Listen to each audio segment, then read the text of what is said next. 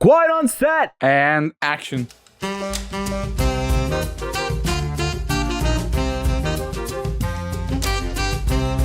Benoit Blanc is back in Rian Johnson's Wake Up Dead Man, the third entry in the Knives Out franchise.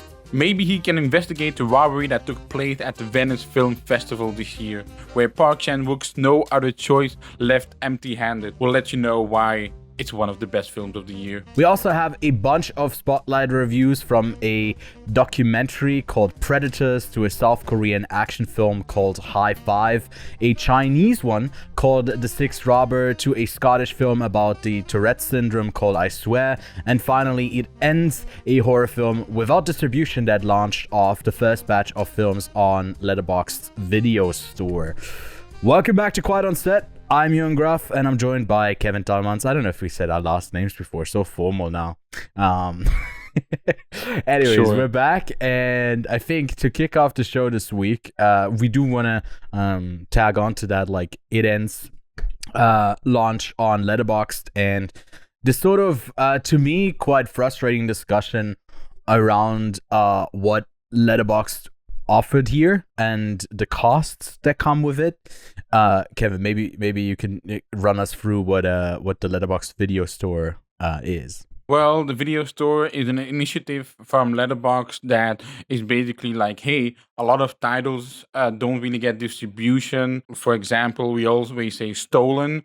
Like that's a film that came out in 2022, 2023, something along the lines. That, and we always clamored for that movie. We're like, where is it? And after like two and a half years, it just silently debuted on Amazon Prime Video. And the video store is supposed to be an initiative for the movies that come out a few months after it has debuted at film festivals, and isn't likely to get anything in terms of distribution, in terms of being in actual theaters.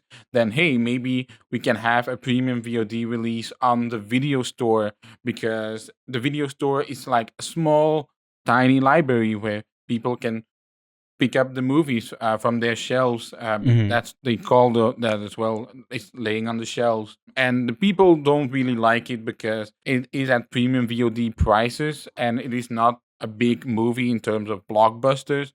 So like, oh, why should we pay for it? Well, you really can't see them anywhere else, and the prices do vary from region to region. For me, for example, it's 17 euros to rent It Ends. For you, and it was 20 or 19? 19 Swiss francs. 19? Yeah. So it definitely ranges from region to region. But I will say It Ends, without spoiling the rest of the episode, I did really like that film a lot. So I also think it might just be a subjective experience in terms of like, you know what, this movie was worth my 17, 19, however much you paid for it. Yeah. So I do think it's a subjective experience, but there are also a few other titles that are at the lower price ends of movies that have, are like older. You got Before We Vanish, for example. That's like $4. So I do really like the initiative, and I'll definitely think we'll use it in the future, actually. Yeah. For sure, depending on which titles drop there. Ewan, what do you think about this video store? I think, like you said, similar to what you said, I think the premium VOD price has to be kind of seen by people as well. That like oftentimes when a movie has the first window before it goes on to streaming, it costs $20. But the question is, how many people do actually pay for it that use Letterboxd that would be interested in that? So that's where the backlash came from, the sort of expectation that you have easy access. And I think a lot of people were expecting, because you rent the film and you don't you really rent it only for a month and you don't own it, which is the same with these premium VOD ones where you don't own the film. I still feel like piracy is quite big for a lot of people. Maybe the more casual Letterboxd goers just also like to complain that seems price is high. If you compare it to streaming services, right? If you look at like the monthly streaming price, which if you use one with ads, you pay from 10, I think at the very lower end, or maybe if you have Amazon Prime, maybe even like $7 or something like that. Yeah. To the higher end of like 20, 25 if you use the higher end models of like Netflix with 4K and everything. And then you have unlimited access to something. But this is not. It's not comparable because Netflix would never curate these films in the same way that Letterboxd is, finding you the stuff that will hopefully like resonate with people. And I think they did a decent job at picking up. Like for comparison, I already have seen the mysterious case of the flamingo because I watched it in Gun, and I don't need to tally up the cost of that, but it's more than $17 and $19, whatever your local currency is. And otherwise, this movie does not have distribution. Like for Sundance, I think the extreme is that like some of these films just never release. We often see it when we go back to prepare for a filmmaker, where we say like, oh, is this a feature debut? And we see, no, they've made 2 other movies. How many logs did they have on Letterboxd? 10, 15? Because no one ever saw the movie. And like more accessibility to me, even if it is at the higher price point, I think is always worth it. You know, if you really don't want to pay for it, after a few days, like everything with piracy, it pops up there. Obviously, it would be better if you support it, but people who were already doing that with premium VOD releases, like the question of, does this ultimately hurt a film because it has like, we got a high end, like good bitrate, like a good version of the film is now online. I feel like the movie wasn't to be seen by anyone. And now it's just by those who pirate. They're going to pirate RRR going into the sea. That's just what it is. And I don't think you ultimately harm the movie more for that, especially because I feel like what's missing here is that people who maybe are on a supporter tier, pro or patron tier, or maybe a special tier that you make for like video store members or something like that, like virtually, that would be kind of fun. Because I don't know if you we're both not old enough to have gone to video stores regularly. I remember going to a few of them when I was a kid, but it's been a while. I don't know if they were like memberships. I mean, you always get the library, right? That's the closest thing we have to a video store nowadays. Yeah, but they oftentimes they like, I remember they have like a bunch of DVDs at my local one, but I also honestly I've never really used it. If they had like an option where you get maybe a 10 or 20% discount on the prices with your subscription, I think that would be a sort of great like middle point to meet at. And again, like you said, it's very important to support the actual filmmakers behind it, because you are supporting them through this initiative of the video store. And for the future of this video store, it is actually of the utmost importance to have some type of quality control in terms of a certain standard. Hey, these are the movies, because they do link the reviews, like the page of the movie on Letterboxd along with the rent store. Yeah. And if they see like a 3.2 or 3.1, 3.0, 2.9, 2.8 rating, I mean, that's also a bit... Then you highly likely are not going to rent. Well, let me pull out my tinfoil hat. Now Letterboxd is going to inflate the rating numbers so more people will seek it out, Kevin. Yeah. That's what definitely is happening right now. Now, I also have another thing to compare it to, like upcoming Sundance, which we, yet again, I think a lot of people have had struggles getting into it. We didn't get into it once again as press. What? Again? If you... And like obviously I think they're trying to backpedal from the full accessibility that they had with the COVID year that they had, and since then they just make it more and more unattractive for people to attend. Like, guess how high a single ticket is at Sundance? For one movie. I know, because you know. Shit. Okay, well, sorry. It's $35. It's $35, and that is a festival premiere. Obviously, it's like a hyper exclusive thing. But if you compare this to like the Mysterious Case of the Flamingo at It Ends, they also played at festivals. This is like a virtual festival premiere yet again for a month.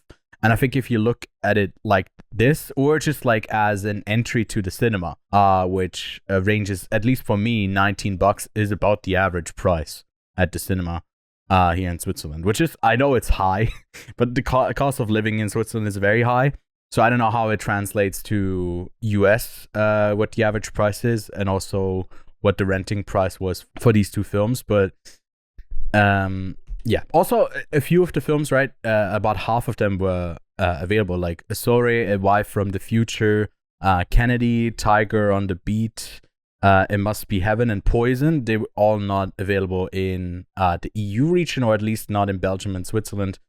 I mean, Kennedy is, for me, it is. Okay. Well, then there's differences locally everywhere, which also, like, the same way that we were like, oh, Netflix has to now adjust to the theatrical business. Letterboxd is going into the distribution business, the worldwide distribution business, while everyone on the internet is clamoring, and like it's not an easy job that they were like willing to take on. So I like, all around, I think this is just such a good thing overall, and it just costs as much as it costs, because it costs that much, man. I can tell you, it costs that much. I guess all we got. I really don't have much to add. I'm sorry. I had a lot stood up because I saw a lot on the internet. It was just complaining, and I just didn't really see a lot of merit behind it, other than like for the sake of, ooh, there's a big number, costs much. And honestly, like I empathize with that, like not being able to afford a $20 rental.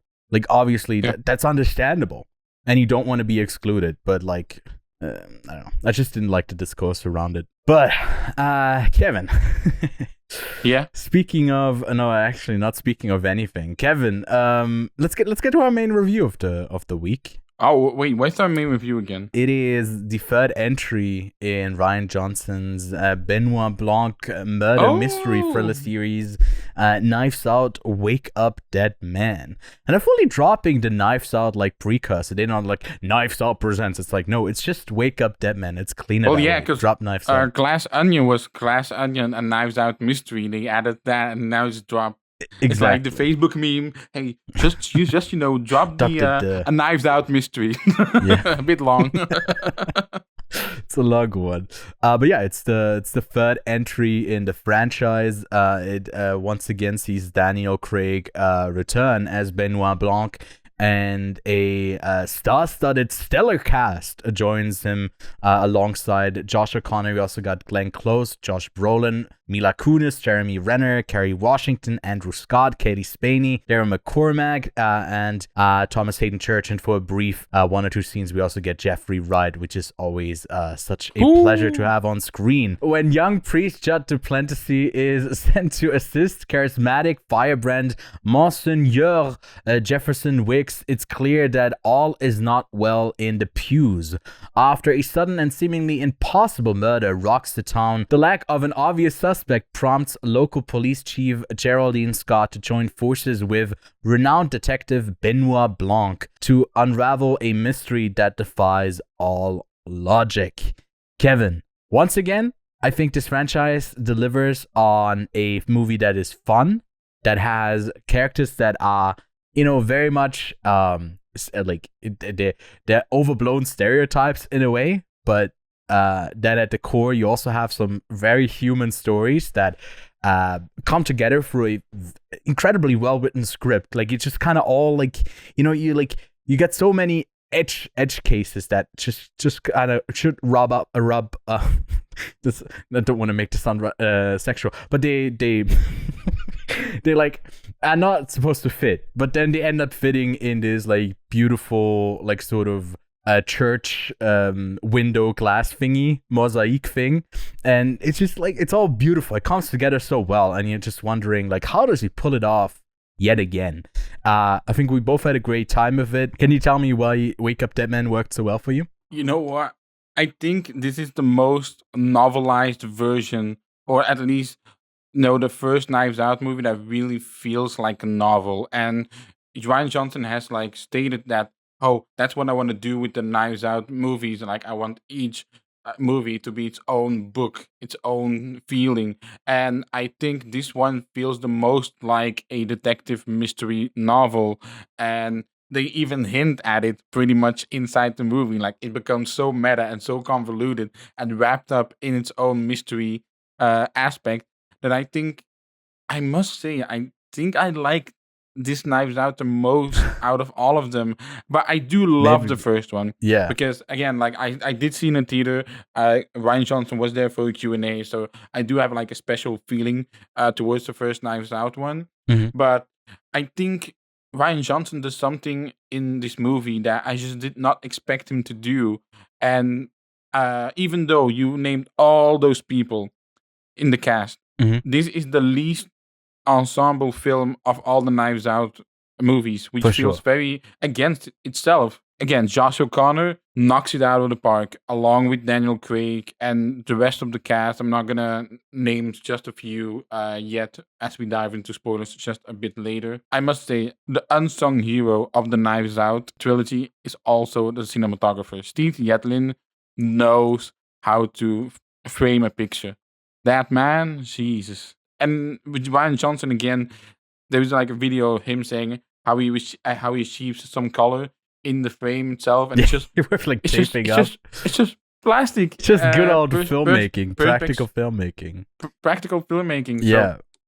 So, absolutely adore Wake Up Dead Man. Give me your first thoughts on Wake Up Dead Man. Well, I thought it's so good that like yesterday when I was making lunch, I was like, you know what? It's on Netflix. I can watch it again. You know, I saw it in the cinema. I can make some more. Watch the whole movie again. It's just like it flows. So and it also didn't took long because like I don't consider this a spoiler, but Josh O'Connor takes up a large part of this film where like the first 40 minutes or so is him basically recounting him arriving into town and why he's there, leading up to the murder, post-murder, as Benoit Blanc comes in and basically from a narrative point is asking him to describe all of this.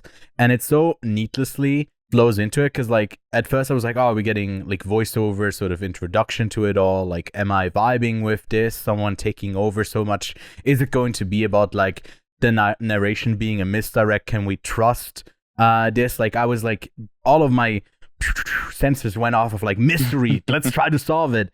And then by the end of it, by the end of the film, I think, again, not spoiling it yet, I think the core of it is very simple. It's about like, it's about humanity. It's about this, not this. And that's like the whole film. And I fucking love that. Like, it's so simple. It's like, it could be cheesy in a way, and it is cheesy in some parts with some of the characters that are very over the top and also very one note in what they're like trying to serve for the story. But I don't care, and it's also maybe because I've grown so accustomed to it through the series that he launched with Peacock with Natasha Lyonne with Poker Face, which saw like the murder be shown to you, and then like 20 minutes in or something like that, then she enters the story and tries to solve it, but she can pick up on like everyone lying. So it's like always about the unwind and like seeing someone lie through their teeth. I just really like the presentation. Like you said, like visually, the way that these characters are written, it's so tight. It's so like he's such a good screenwriter.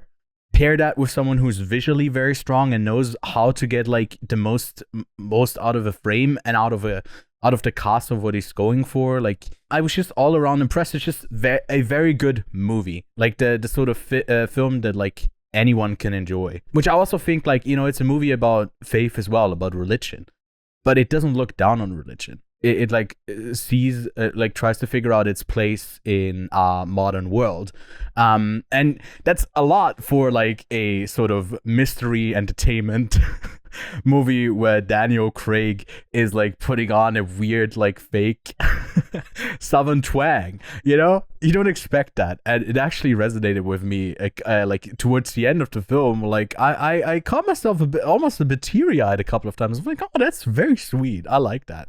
Like you bringing up the religious part, I do really like some of the things that Ryan Johnson has said about this movie, and I will say some of them to you. The reality is that this film did not start with a mystery book at all. It was the idea of, can I make a fun Benoit Blanc murder mystery that examines the issue of faith in America right now? I grew up very, very Christian, and I'm not anymore. The actual starting point, more than a specific Agatha Christie book, was, can I genuinely examine this complicated, touchy issue in a way that feels more than just finger wagging, but at the same time doesn't tiptoe around the subject? And in another interview, he said, everyone's afraid and everyone feels hopeless and everyone feels angry all the time. That lets bad actors rise up and take advantage of that. I think we're all seeing that right now. And it is very, you can see the influences that it's making in the national, worldwide aspect. Yeah. And it's toning it down for this little town. But you can very easily scope out on it and scope in on it. Mm-hmm. And I think that's why Wake Up Dead Man feels it is the most emotional heavy chapter of this franchise yet, and I appreciate that so much, and I think that's why I like it so much, even more than the second one for sure, maybe even more than the first where it all started. It's so good, man. I mean, the first two are also just like a bit of finger wagging, but also in a very entertaining way of like the second one. The second one, but the first one also in a way of like, oh, fuck rich people, like this fuck this rich family that's just and but the second one is way more the most. Yeah, and I think that is at the height of like the annoyance of tech bubble and all of that, like really.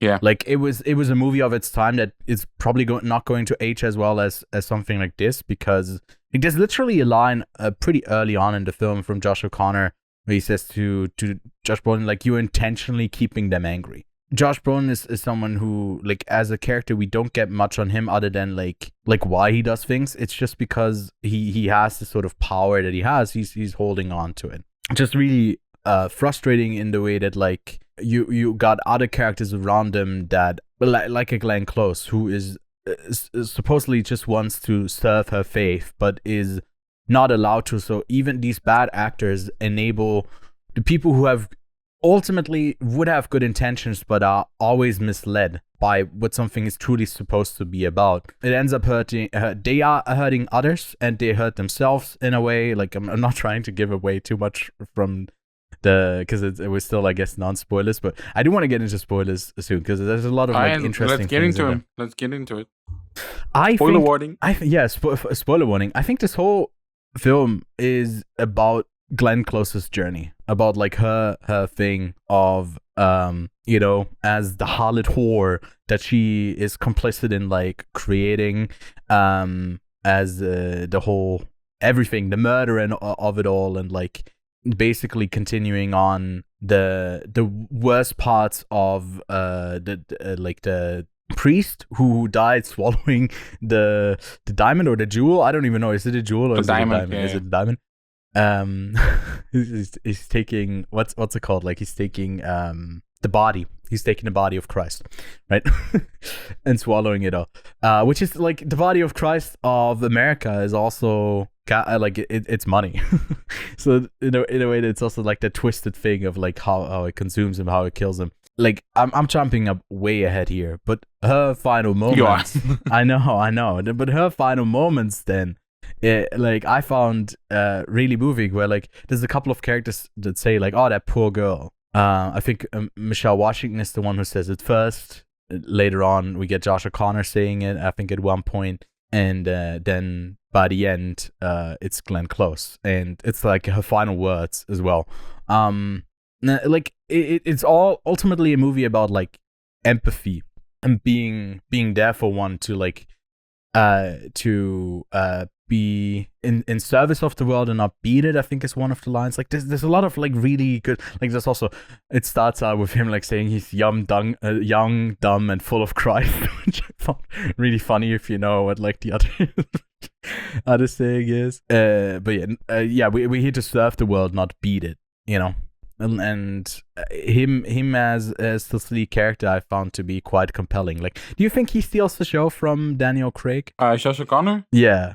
I think they're perfect partners. I think, sure, the movie is mostly focused on him, and you gravitate towards him as a character more, to the point that when Benoit Blanc does enter the story, you're like, oh yeah, you're here too, join the party. Mm-hmm. But you're still mostly hanging out with Priest Judd. He steals it a bit, but it's deserved. And I feel like this is... And I know Josh O'Connor has been grinding for years. You got Challengers, got Soul Country. The man has been in a lot of things, Emma. I do feel like this is Josh O'Connor's breakout role. Like, I think a lot of people will see him for the actor that he is after this movie. Mm-hmm. Because he's also in Mastermind this year. So, again, like, he's just been in came a lot out of on movies. VOD as well. So, technically, you could watch those two things. He's in an like, I don't know if the History of Sound came out, not to a lot of like excitement. Unfortunately, that movie isn't too great, but there's a couple of good moments between him and Paul Mescal. He's also got a movie called Rebuilding, which I really, really liked. Yeah. Actually, I would even say So the guy has loved. 4 movies this year. The Yeah, guy has 4 movies this year. And still, I think a lot of people will only discover him through this movie for the first time.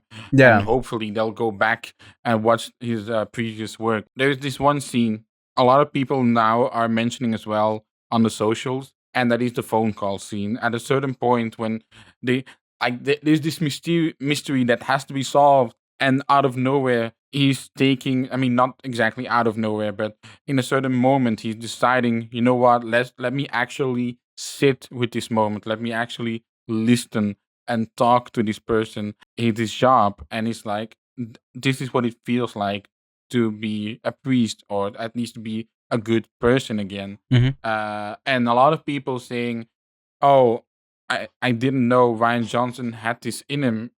And I think he had it in him, but it hadn't come out of him for a while because he's always trying to do these tropey things. This movie focuses again on that emotional weight. I'm very interested to see where Ryan Johnson is going to go from here, because he's making something original next, and I'm craving something original from him for like so badly. hmm Like, so I am sort of glad that he's, escaping the Knives Out train for a bit. If it goes this direction with his writing, I really can't wait what is next for him. I truly can't. Which is not obligated to do another Knives Out film for Netflix. They bought the sequels to 2 and 3. Just the rights alone for, guess how much? $450 million. That's I know, not it was even crazy production. when I read the news. Yeah, back in 2021, I believe. But I share the sentiment. I saw some Letterboxd review say like I'd watch 16 more of these, and I agree. If they Same. have more takes on, taking a closer look at something and then pulling it apart a bit, like that's very fun, especially from someone who seems to be observant, like who like here he has an actual connection to it. And I think that phone call is very much a highlight of like the mystery part of this takes such a step back, and I think even the reveal itself isn't like it's not really that exciting. It's not really Yeah, it's really not about the woo in terms of like like this is the killer, but it's really more about the how, and especially in the way it gets told. At one point they're just like it's Jeremy Renner, and you just go like it's accomplished, and you're like, oh, that's a reveal, so it's him. Okay, but he's working with someone else, so that remains the mystery. But it just kind of solved it for you. I feel like for me as well, and for you too, it was pretty early on. It was obvious who it was. Yeah. Like it wasn't that, especially with how much Glenn Close takes up. It does make sense in a way, where the other like bumbling idiot group is a bit of like a misdirect, which we didn't properly introduce them, but I mean, they don't really have much to them. I did tell you that this is the least ensemble film of them all, and they each get their scene. It's quite funny that Jeremy Renner is being cast as this guy that nobody loves, which in reality, especially after his snow plow incident, like he's very much loved by many actors, etc. So the fact of him being a lonely drunk is very much against him. You also got Mila Kunis, who, again, is only there to really nudge Benoit Blanc and Priest Judge further into the story. Mm-hmm. You got Kaylee Spaney, who, again, really doesn't have much going for it besides the fact that she's funding the whole thing. You got Kerry Washington, which also, again, isn't that much in the movie, but she has to be this antagonist. So, like, they all do serve a purpose. It's just that, for example, in Glass Onion, when they're around the pool and they're debating the whole thing and they have to solve the murder mystery, that's why they all come to the island. Like, they all have their own ways and personalities, and here they have their characteristics more. And that's why they're in this movie. I was a bit surprised how much Daryl McCormack takes up screen time. I feel like next to Benoit compared Blanc, to each others. Compared to the others, he's the one who stands out the most from the ensemble, like only behind the lead three of Glenn Close, Josh O'Connor, and Daniel Craig. I think it's him next up. We haven't even mentioned Andrew Scott. I just realized. Andrew Scott. I did put in my notes that it will probably make people freak out to see Josh O'Connor in like the priest gown, but not Andrew Scott, and they're like, "Ooh, my priests are meeting. Hopefully they kiss or something like that." Why do I feel like you've written a fan fiction about it at 3 a.m. or something? I didn't, Kevin. I didn't. Don't check my Substack. Wait, no, I forgot. I wanted to name drop the place where they actually write fan fictions, but I can't think of it. I think it's Substack. No, Substack is like the one that's like the journalism. Oh yeah. But there's like an actual. There's also Substack. No. There's a actual place for it that I'm blanking on. I haven't been on there for a while. Like never. I just heard for a while. But Deborah McCormack is basically filming everything at all times. To me, that one moment where like they need him because he's like, oh yeah, I recorded the whole thing.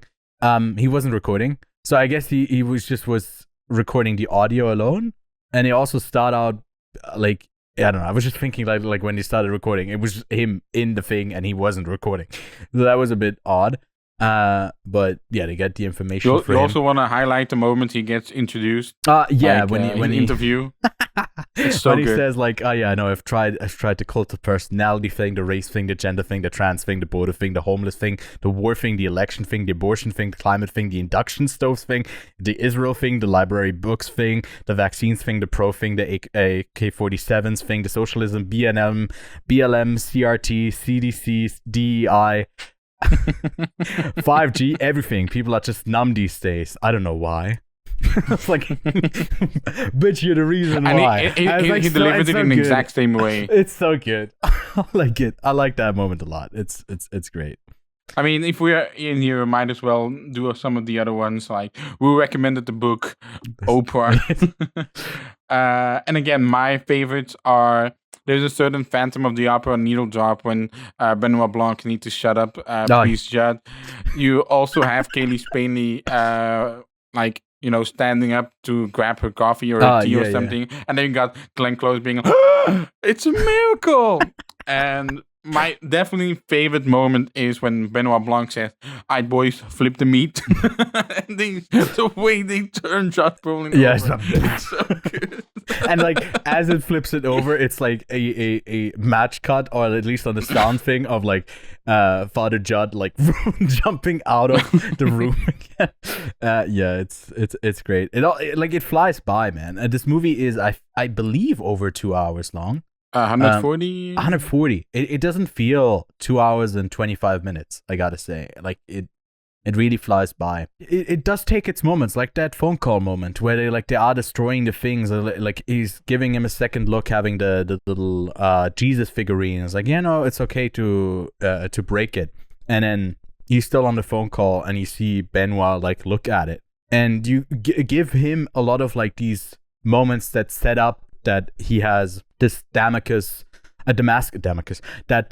moment for himself, like the moment of realization that like his purpose in this is not to stir things up further, it's to try to solve it. Like that should be his purpose. Shouldn't serve him alone as this guy who can step up and just like use this moment to say like how brilliant he is. That's not what this moment needs right now, and that's such like it's such good character writing for like a detective that doesn't need to be that. And it felt to me like it felt very nice. It felt like a hug. It felt less like this. It felt more like this. And the movie itself also did that. And it's so well told in terms of its writing, but it's also so well told in terms of its visuals. Again, when I sent you, Bo, the way they go from sunrise, the sunlight in this movie, you get visually in the character's head with that. Yeah, it's so good. There's one moment where I think Josh O'Connor is speaking, and then like towards the end of his thing, like the sun hits him just right. It feels constructed. No, it's more of a gradual build. It's but like by the end of it, he's fully like in the light. He's fully in sunlight, yeah. And even again, there's a certain moment where it's after the meeting of Monsignor Weeks, where Brolin reveals everything, and all of a sudden you get really hard sunlight on Daryl McCormack. Like, I've rarely seen so hard sunlight on a person in the movie, but it's like the moment everything got exposed, and he really looks overexposed as hell. So again, I also feel like a step up in terms of Ryan Johnson's direction. Like we talked about the writing, but again, his direction again it just feels like a step up. What do you think? When's the moment when Benoit knows like what has happened? Because he's obviously frustrated with the flask being taken away by Josh O'Connor to clean up. Like that's hindering him solving the like. I love to think of like, why did you do it, right? It plays with your expectation. I think he knew when they were when he found that bottle of poison in the bag. I think that's how he knew. Oh, that's how. But do you also think he knew it was Jeremy Renner's character who did it? He knew it was Jeremy Renner's character. Did he know who was behind it as well? That it was Glenn Close who ultimately was pulling I think he knew it was Glenn Close the moment that he saw her lips. Do you think he realized it? Because then I feel like he would have. He was going to do the reveal, but he wondered then. Oh, I think he has to. Because Glenn Close is such a woman of faith in this movie that I think he makes the decision to not reveal when he sees the lips, but he knows before. That's what you meant. Okay. Yeah. Okay. I got you. I thought you thought he figured it out by the time he saw his lips. Well, I feel like he knew before. But yeah, what do you think about that decision to not make that reveal to the room? Because I guess I already said my. Again, Ryan Johnson's also very infamous for subverting expectations. And when you're 3 movies deep, the last thing he wants to do is stick with the formula. He always wants to flip it up, literally flip the meat. I mean, he did that in the second one as well, right? Starting out with him in the bathtub and all that, like. Again, like the last thing Ryan Johnson wants to do is stick with the formula, and that's why this franchise is like there is such a fire in this franchise that is still lit, and I'm looking forward to more from him in the Knives Out universe. But also the fact that he stepped up in so many ways in this movie also makes me crave for something original, which we're gonna get. Yeah, I'm looking forward to that, and then wherever he takes this next. I was a bit surprised because I mentioned Poker Face, that series that I think had a really stellar first season, and the second season did fall off a bit. I think also his involvement with it was way less in the second season, and it got cancelled by Peacock, by Universal at large. And no one has picked it up yet. I think in November was the latest update when they November that they were shopping. I believe it's like it was also rumored that he was pitching a new version of Poker Face with Peter Dinklage. Yeah, exactly. So, which I don't know. I like Natasha Lyonne in the role, but I can see why it is the same thing over and over again. Yeah. Quite a bit. So that's where you have a bit less like the thing that is exciting is the scenario that you throw her in, not like her as a character. And with Benoit Blanc, he's he's managed to do both things, and that works out really neat. I think we need to talk about one actor more because we haven't really talked about him, which is Josh Brolin. I think he had a lot of fun saying some of the dialogue he has, especially in the confessions with Josh O'Connor. Oh my god! Don't get this guy near what was it, like cats or something like that? What did he say? He found out like he is like something that is like he was looking at something and then he saw that it turns out it was no, it was a magazine, like in a Catholics magazine. A Catholics magazine. No, not.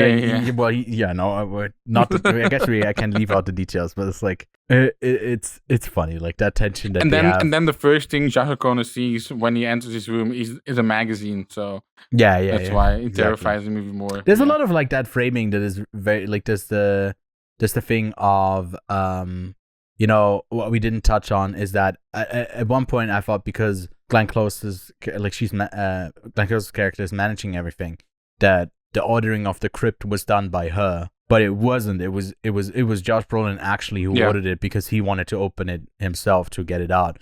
And for some reason on my first watch, I was like, oh yeah, she did that because she ends up being the killer. I was like, no, it's not. He was literally doing it to get that out there. Which I was like, wait, that would have been really stupid if she did, but she didn't. It was him. And again, like I forgot one line to mention, and it's one of my favorites. That is when it is revealed that Sai is Charles Brolin's biological son. Mhm. That they're saying like, and we want to have an empire like father and like son. And then you got George Connor saying like Star Wars, and he says, yeah, like the rebels.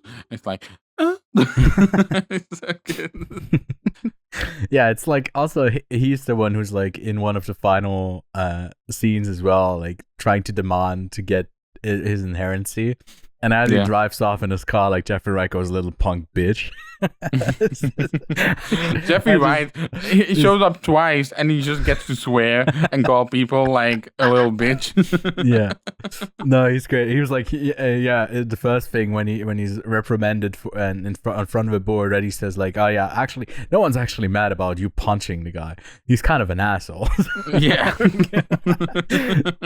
it's like it's not infantilizing people of faith that much, that they are just believing for the sake of believing, and they actually, as an atheist, they're just not seeing the world truly for what it is, right? It's not about that. It's like the reasons why we believe are very different, and ultimately, like, I really like the conversation they have about storytelling when he goes like, "Oh, like this church in New England or in New York here has more in common with Disneyland than it does with the actual like old churches." I don't know what it compares it to. Like there's a line that I forgot to write down. I mean, there's so many lines. Again, that's why we are so well written. Props to Ryan Johnson's script. Honestly, for me, this movie should have been in the best screenplay. I think so as well. And I saw some people, the last one, I think one of them did definitely get in, maybe even both. And this one, I guess, is like not really up there. And I'm like, no, I would agree with you. This is probably my favorite of the three. So like, I don't see why it's not in a conversation. But it's like they talk about storytelling, and then Josh O'Connor goes, "Do these stories convince us of a lie, or do they resonate with something deep inside of us that's profoundly true that we can't express in any other way except storytelling?" And then the sun hits him. And to me, that was like, in a way, it was like, yes, that's belief, that's religion. But it is also exactly what we're seeing right now. It is a movie. It is this sort of art form that we connect through. Like, does this storytelling reveal something to us that is otherwise indescribable, in the way that you feel alongside a character that is going through something? And if it's a novel, if it's a someone who's reading at a mass, or a film like this, it can all sort of be that storytelling that we need to get closer to, something profoundly true about our own experience and the collective experience of us as humanity. And I like that that's in this movie. It's like in the city movie, they like talk about that.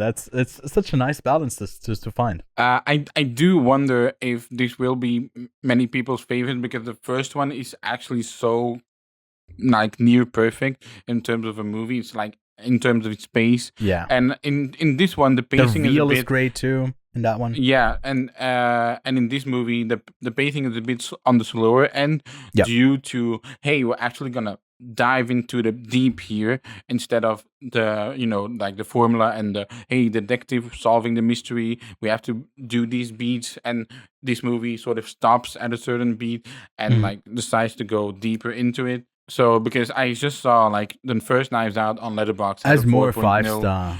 It has more 5 stars, right? Overall, yeah. And Wake Up Dead Man has a 4.0. Glass Onion has 3.4. I did not expect that, actually. Yeah, it's quite a bit lower. Bro, it's crazy. Yeah. Knives Out has almost 5 million logs on Letterboxd. The first one? Yeah, it's 4.8 million.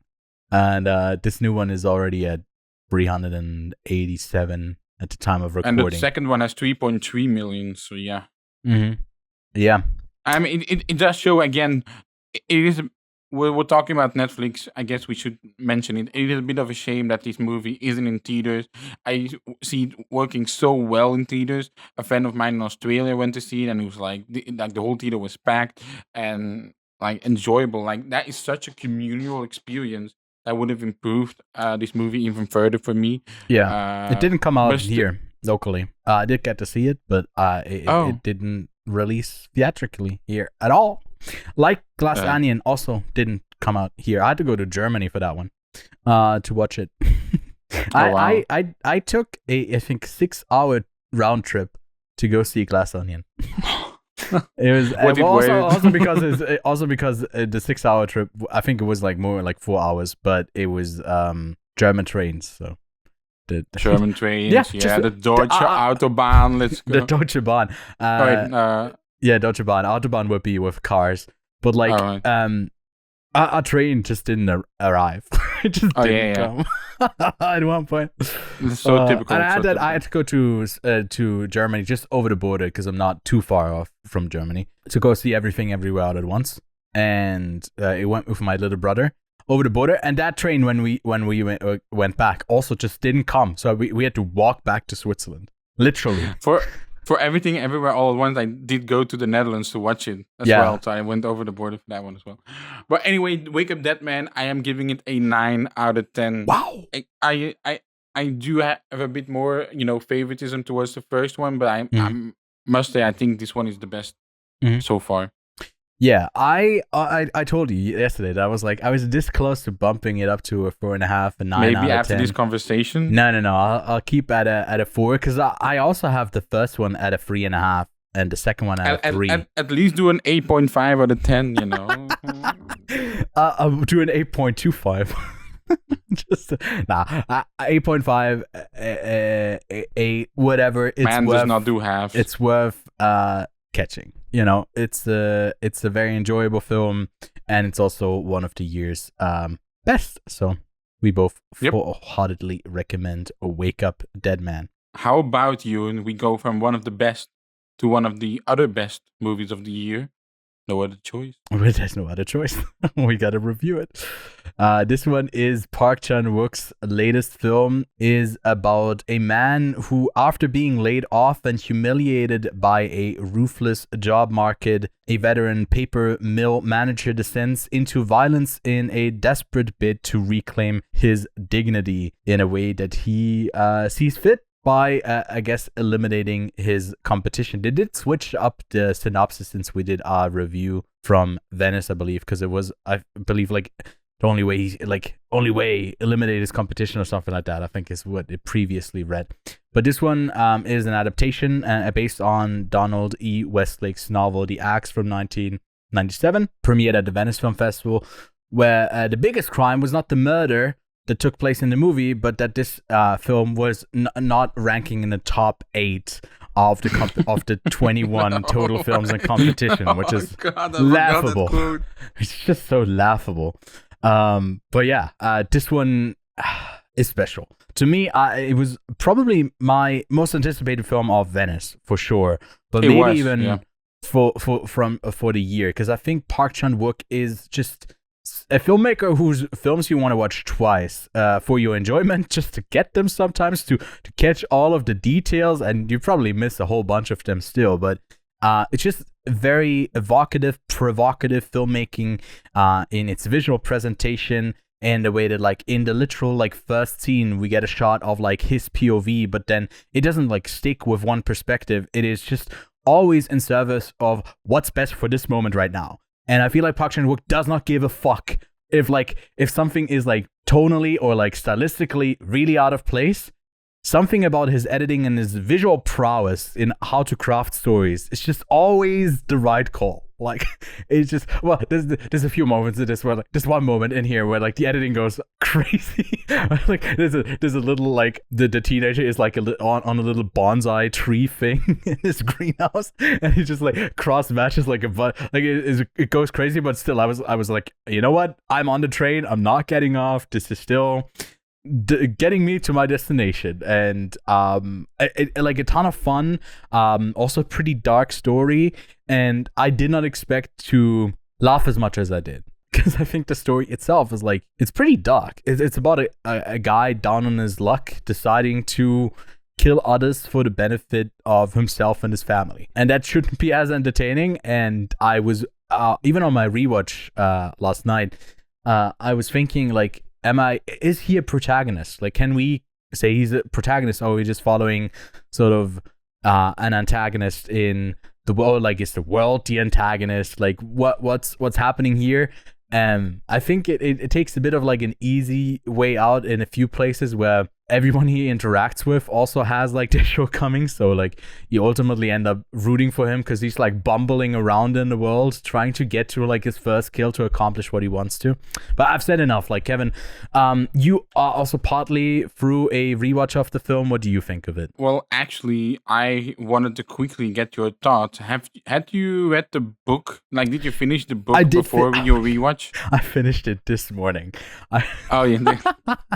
And I noticed that there's a few more like I told you, like there's a bunch of differences, and I think it's just because a lot of what the film pulls is sometimes like later in the book. There's a few things that aren't translated, like in both the book and in this film. Like the teenager ends up robbing like a store from a rich friend who like owns the store or whatever. But in the movie, it feels like that's a lesser like side plot, and in the book, it obviously takes up more time. The movie also starts and has way less kills. Ultimately, his goal is to kill 2 or 3 people, and in the novel, it's 7. So there's way more for him to do. And I watched the 2005 movie, The Axe, Le Couperet. I watched that one, which is why I'm asking you about the book, because I've seen the film, and the film, the 2005 version at least, by Romain Gavras, I believe, is much more cynical, darker. So I think that version is sort of leaning more towards the book than No Other Choices version of it. I think to spoil the novel, and I assume also that movie, is the way that it ends is like him accomplishing his goal. He gets the job.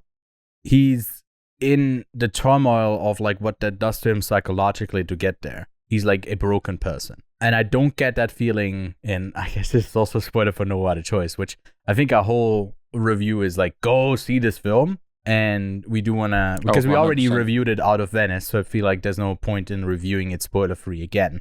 So this is a spoiler review, so spoiler warning here. And the way that it ends there is also, it is somewhat comedic. It also is quite dark. Like, there's the comedic thing of like him, like the AI thing, the robot thing, and like, you know, them on the same path. So like he has to, but then also that everything is automated and he's by himself. But he seems content. He doesn't seem disturbed by that reality as much. But he's at larger. It's a far like his character is like the joke of it all. Like this is where we're heading towards. Like everyone for themselves. And I think in the 2005 version, it is very cynical. He only, kills people with his grandfather's World War II pistol. Yeah, and like he does kill some bystanders as well. But no, in the novel, he also runs someone over with his car. He also does in the 2005 version as well. Because it sticks pretty close to it. Then. Again, it sticks pretty much close to it. And the ending of the 2005 film, I guess spoiler for you because you haven't seen it, but he does end up getting the job as well, but not in the same way as No Other Choice, naturally. And when he's sitting in a lounge of the big company, another, like a woman walks into the room, and he got interviewed by the woman way earlier in the movie, and she still remembers him for the kind of person that he is or like was, instead of now the renowned CEO that he is. The subplot with the kid is also a bit bigger in the 2005 version because, again, like I sent you a screenshot of it, like this movie is so 2000s because the son already has collected a massive amount of software and computer programs and CDs, DVDs, etc. And the father in the French movie naturally grabs all that together and he has to get rid of it. And before leaving, he like asks his daughter, like, the software float. She's such a 2000s. Funny. There's also a bit in the novel where we basically for like a chapter get this perspective from the wife, but it's just them in therapy. So a lot of it is them verbalizing what's going wrong. And I think they also are in therapy in the French version. I feel like it's a pretty close adaptation then. And it's the also French version even starts out with him in a motel or a motel room, confessing his first kill, or like one of his first. So that's about 30, 40, 50 pages into the book. He and then that as well. Later that moment like sort of re-enters, sort of like Wake Up Dead Man does with Benoit Blanc and that confession, sort of in that same way. Also say that for No Other Choice, it just basically takes the best parts of that and combines them, right? The teenage boy doesn't rob the place like 5-6 times before he gets caught. He does it once, gets caught, and then coincides with him at the same time burying a body that he like, and then it's all about the hijinks of how to conceal it all. And I think the big joke of it all is that like someone else will get the blame for it and he can still reap the benefits. Like nothing goes according to plan because this guy doesn't really know what he's doing. So I wouldn't say that there's a thrill to like seeing him succeed, because I wasn't really rooting for him to succeed, if I'm honest. Like I was just entertained by like the things that he goes through, but it was like a lot of it was just darkly comedic. I think to Park Chan-wook's credit, the way he opens the movie feels very different to probably the book, probably the French version, because they're barbecuing. Hey, look at his family. Yeah. I've got it all. And in the French version, like he's lost it all. Like you already see him in such a miserable state. Mm-hmm. And the novel opens with his first kill, and then it gives you context. Exactly. So with No Other Choice, you're instantly rooting for the character, even though if you know the synopsis, you know what's coming. But if you're walking in blind into this movie, you're naturally already rooting for him. When he's done that speech in front of his co-workers, when they're chopping all the wood, etc., you're like, I really hope this guy gets to say something to the big guys. And he doesn't. Even one of them takes a helmet in the car. It's like, what the hell are you doing, man? Give the helmet back. And that's the thing. Like he brings up, like in America, they call it the axe, getting axed. and then the American guy goes like, no other choice. It's like an obviously dubbed line. It's really funny the way that it sounded, or like it just sounds American, I guess, in his Korean film. The kills that happen in this movie also leave more of an emotional impact on him than in the French movie. He always is very like, trying to hide his... Again, it's very cynical, very dark. And I think Park Chan-wook swings a bit more for the fences in this, in terms of tone, in terms of comedy, genre, drama. There's a lot of things in this movie. That is sort of what... not to, like, I guess, put them all into the same box, but South Korean cinema is so great at, like, meshing these tones. And another thing that stands out to me is, like, we got, what's the Yorgos Lanthimos, Pugonia, Save the Green Planet. And the way that movie from 2003 is using the different spaces of, like, a place and how that is important to the story. And just, like, in that opening thing, when he goes to get his I think it's the teenage son who's like upstairs, and like his daughter is upstairs. His daughter's upstairs. Like it pulls back and like booms up the camera. Yeah. And a lot of that, like the lateral movement is so well done. And I don't know if it is. There is like in the whole film, it's like always that up and down. You did say to me the Parasite comparison, like, the verticality. Exactly. The verticality is so important, and it's that's good storytelling, using the frame in a way where it's like it's not subconsciously saying, "Oh, you're on this layer." It's the platform by Netflix. It's like you're on this platform, you're lower. That's why you're lower, and you're higher. That's better. That's a class system. But like it like invokes it into a place where, like, if you drive up to someone's place and it's secluded, it does feel that, like, we know how that feels. It feels like it comes with privilege. It comes with power. Like it's later on that third kill that he does with like shoving down the stuff down someone's, like suffocating him. That one, like, brutal. To me, he fully is like, in the first one he doesn't do the kill. In the second one the guy is running, so it's like instinctively he shoots. In the third one he's a full-on psychopath. Like it like that the sort of progression is quite steep for that character. There's like way more of an arc. I think he also loses a lot of his relatability a lot, and I think it doesn't ask us to go fully with him, which I think isn't a good intentional choice, because at one point, when he gets really jealous and starts to like wants to sniff his wife's underwear to see if like she cheated, she also reveals that he he did have problems with alcoholism until he was like 6. He beat up her kid, which isn't his own. He basically came into their lives when he was like 2, I believe. 2 years old. Yeah. And like it has a lot of these things in the background without like them over explaining it, but you can feel that relationship and how much they've bought into each other, and in that partnership, in that marriage. She is, I guess, taking the cost of what he's doing, because by the end she knows it.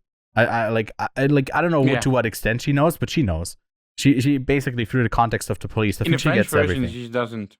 In the French version, she doesn't. Yeah, in the it's just like she doesn't in the book. Nah, she doesn't. Like... She doesn't really. No.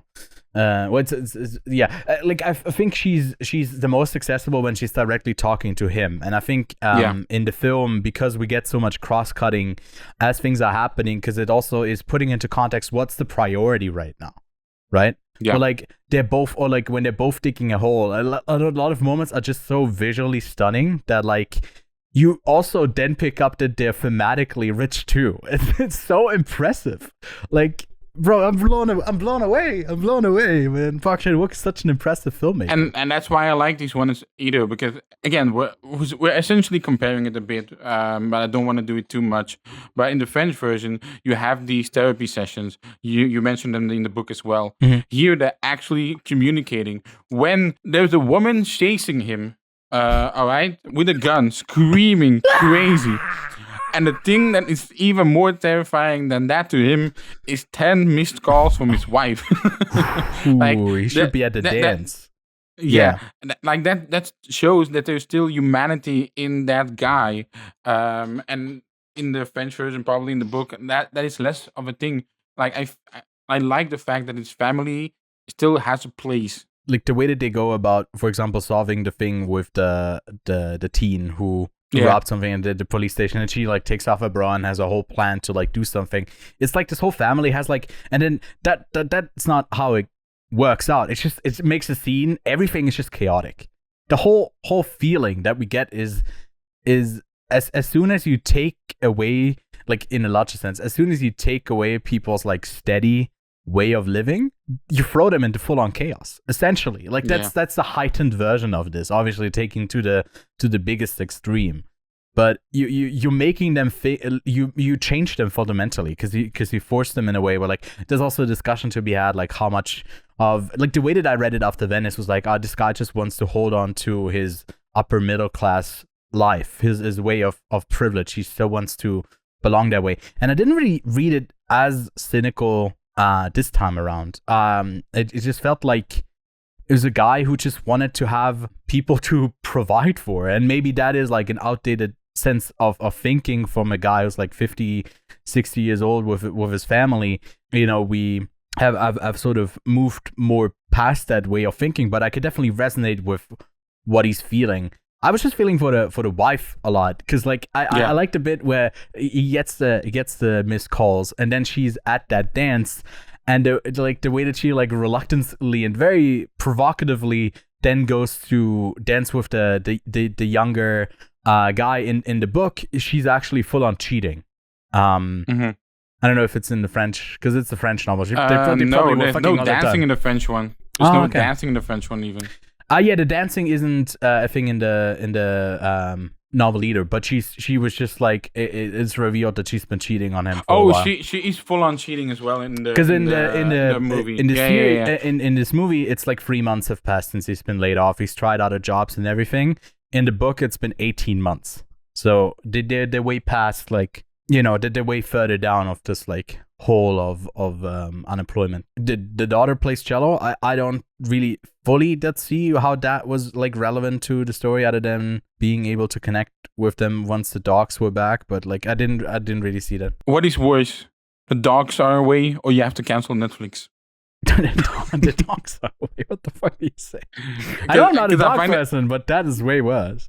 Because we're talking about this double feature with Wake Up Dead Man. They also mentioned Netflix in Wake Up Dead Man as well. And now here. It's literally the sound, yeah.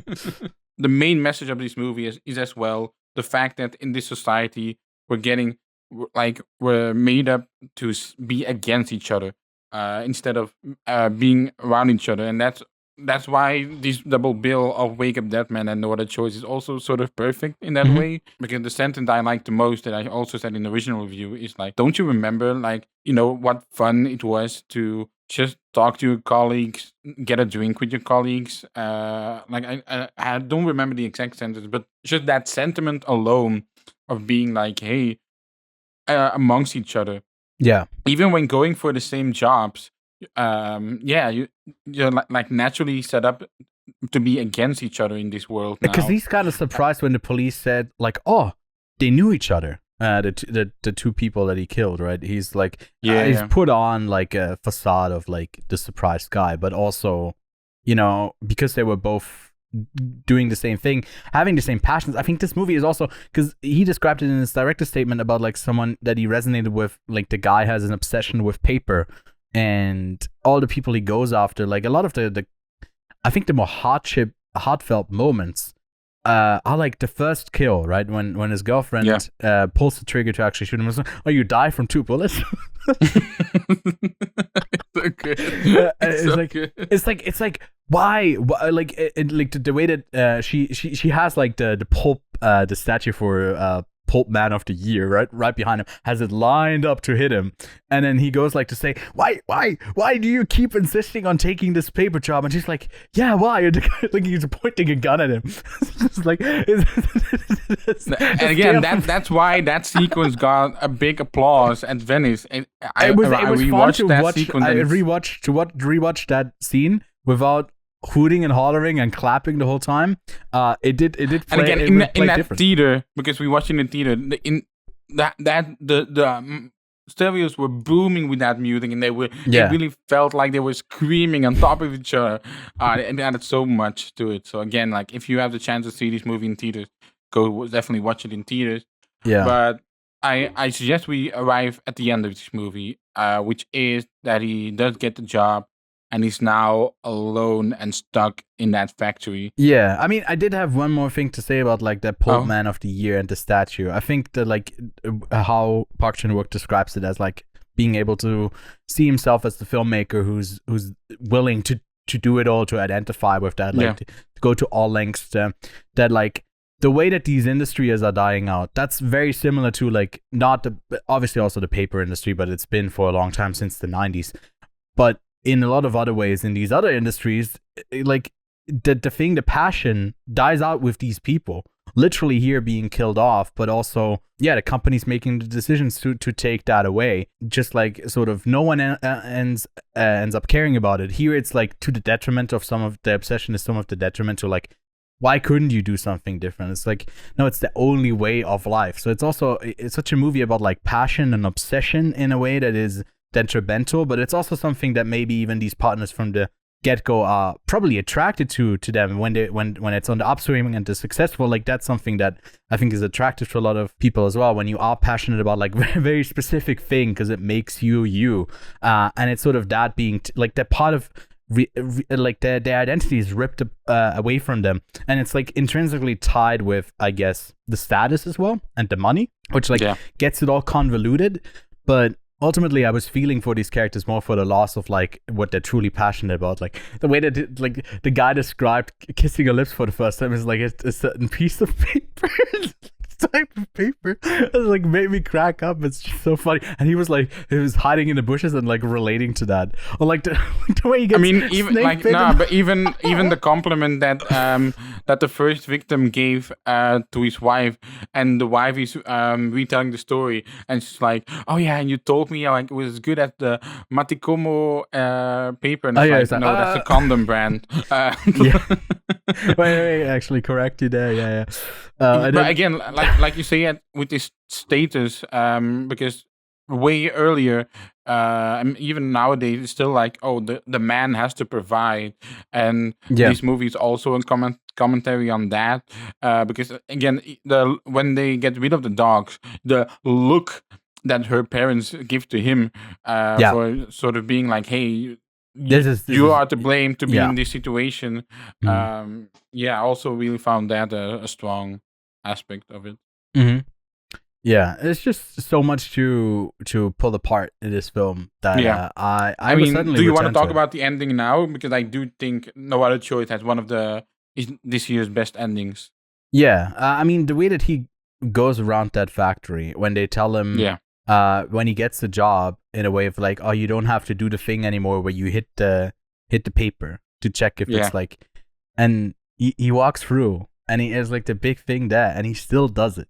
It's like that thing is like, as dark as it is for him to be there and everything around him is gone. Like it's so many, it's convoluted feeling that you have by the end. It's so depressing in a way that like nothing is around him anymore. But this one guy, like, he exclaims he's happy, like he got what he wanted, but at the price of everyone else, and at the cost of what exactly.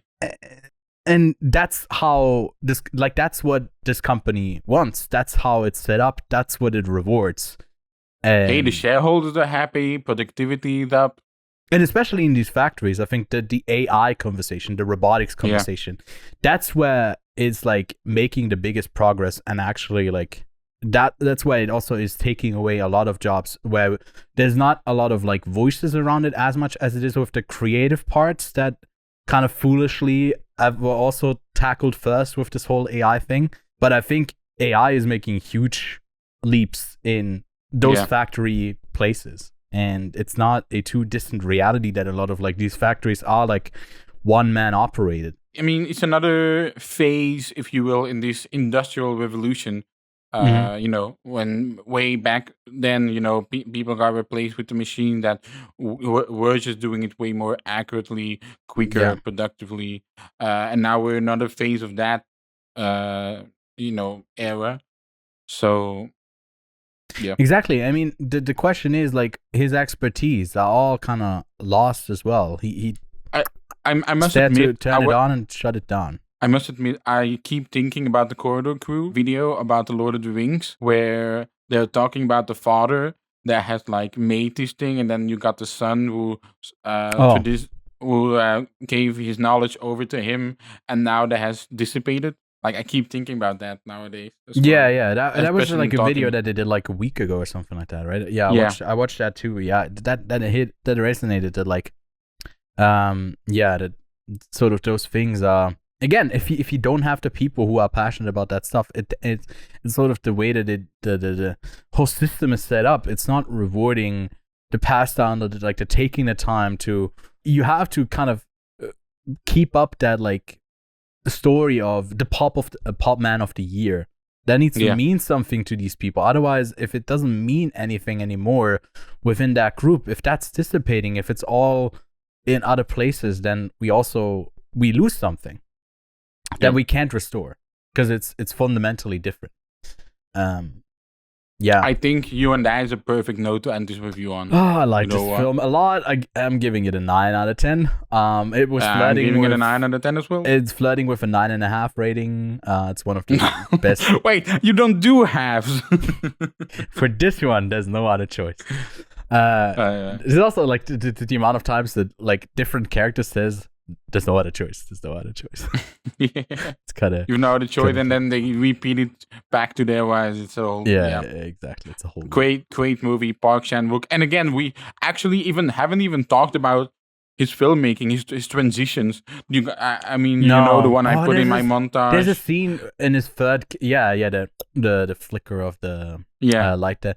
The flashback. I was wondering like where that's from because I didn't place it because it's like a flashback that goes back and forth as he's telling the story.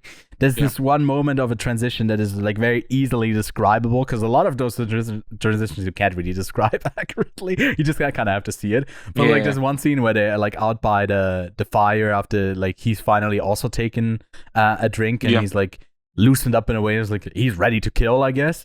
And like you get the transition from the house to the fire, and the fire is just erupting on the house. So like it's like putting a flame to this whole thing. As like he's digging, and then the wife is also digging. Like it's that moment. It's like, and that's why it goes the craziest as well with the teenage boy also in the greenhouse and like him tiny there and him looking at him. And I think Park Chan-wook just uses digital devices in the most creative way. Mhm. Because some people, again, directors, I think it's Paul Thomas Anderson that said like, oh, because he never said a movie in modern times. Well, with one battle after another, that changed, of course.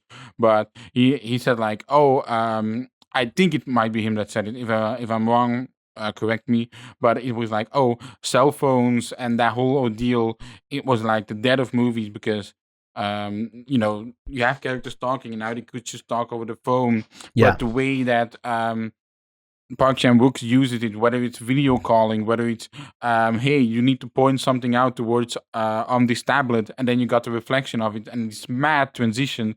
Then you also got like a wind shield wiper. Again, he is the most technically gifted filmmaker of this time right now, and that is to note this way to Scorsese, Spielberg, etc. But like in terms of innovating ways to tell the story, I don't think there is anyone like Park Chan-wook. I'm thinking back to like maybe a more like an older filmmaker who's not around anymore that is like as influential to me as he is, and like the first name that just pops up is like Alfred Hitchcock and the way that he's like building tension. Very different approaches, but I just think about like how he constructs a frame, and that's supposed to like focus on the feeling that you have, the underlying thing that you're supposed to be feeling, with maybe not the direct way of like, what you're actually seeing, and the way that he like cuts back and forth while holding on to a feeling that is resonating with a bunch of characters at the same time.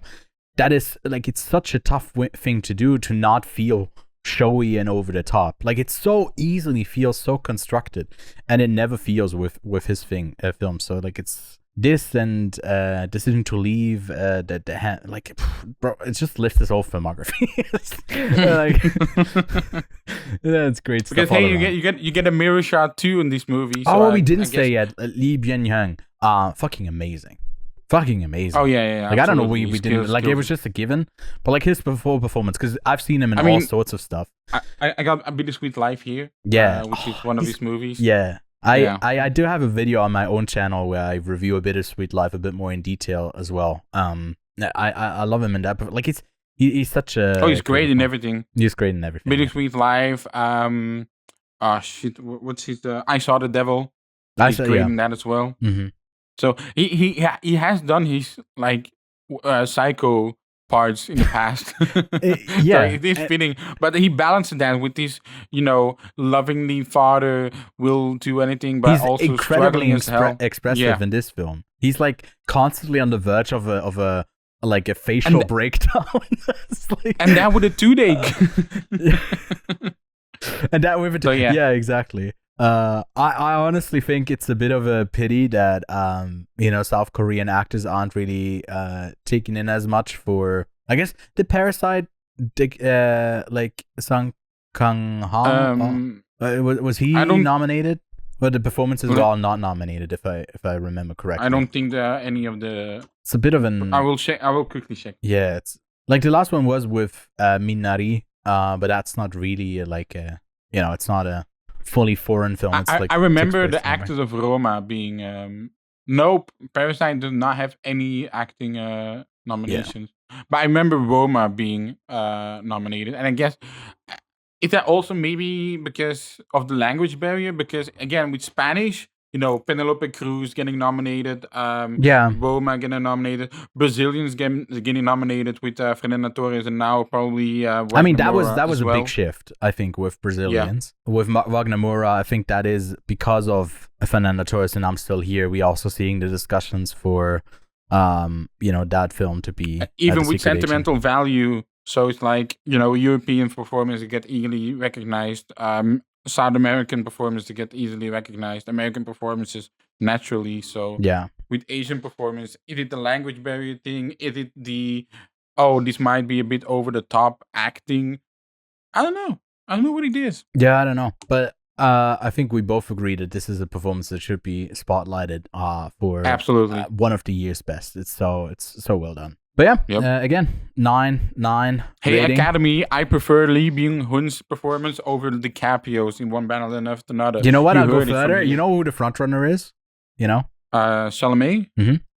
I think Like even the performances I haven't are pretty seen Marty similar. Supreme, so I can't I comment. think that like in the way that they're hectically going after something, they're similar in ways. I think Lee Byung-hun is better than Timothy Chalamet. Damn, is he better than Ethan Hawke in Blue Moon? Oh, they're so different, the performances. Yeah. Well, I know he's one of a. I can't go against my true father. I'll go Ethan Hawke because I'd probably go Ethan Hawke. There's a bit more weight on Ethan Hawke in Blue Moon to Mhm. carry that movie than in No Other Choice. So Yeah. I'll go. But hey, Lee Byung-hun is definitely top 2. He's for sure top 20. Definitely top 2 and 3. Yeah, for sure. Anyways, Inside joke. Anyways, go see No Other Choice as soon as you can. It's unfortunately not out digitally yet, but also in some places it is not coming out theatrically. Like here in Switzerland, there's no release date for. Oh no. No. Damn. Yeah, it's a bit of a for pity. me, it's coming out 20th February, somewhere along those lines. I'll just double check. Oh no, it is coming out, but it's coming out on the 2nd of February. So fuck off, that's so late. But yeah, in February. 11th of February here in Belgium. Yeah, it's just too late, man. It's like. Again, we've talked about spillover on this channel before. We hate it. Like the fact that the movie season really runs from February to February. Like, I mean, even from March to March, if we're being honest. Yeah. It's just awful. With the whole Oscar season. Oh, now the appraised movies are getting... And then here in Europe, then you get the best movies of the year. And then all of a sudden you get like Tar and all those movies that came out the year before that you're like, wait, what the fuck? I used to, for a couple of years, I used to at least for one outlet also submit my top 20s and like talk about them. But each time I was so thrown for, I was like, oh yeah, no, wait, we got a different number 1 just because it was a spillover. Because often those best films of the year are those late premieres. And I was like, this feels like way too late now. We're talking about a movie that came out a year ago. But yeah. No Other Choice. If you can, go see it again. If you can also, I guess, wait if you don't mind. I think this is something that is very special in a cinema and a theater. I can't wait to rent it on the Letterboxd video store. Now he's just pandering to the angry mob. Well, Ewan, as we are in this catch-up on all the movies of the year type period, I have 2 shout-outs to give. I have Vultures, also known as Rapace, which is a great French mystery thriller. The 3rd act of Rapace, Vultures, such a class act of suspense. While, it's a mystery thriller as well, it's a very good commentary on old and traditional media, versus new online media, and the way that people are hostile against journalists nowadays instead of being actually open to converse, etc. And the fact that journalists have to, sort of find new ways to get an insight into these people that they are investigating, researching. Rapace Vultures, highly recommend. Again, that 3rd act just goes extremely hard. Then just last night before, I watched a documentary called Folktales, which funnily enough would make a good double feature with It Ends, which is a movie I will talk about in a little bit. And it is these kids from actually sort of all over the world coming to this folk high school, so to speak of, where they learn to be independent, they learn to make fire, how to work with a dog, they learn dog sledding, all that type of things. They learn Norwegian.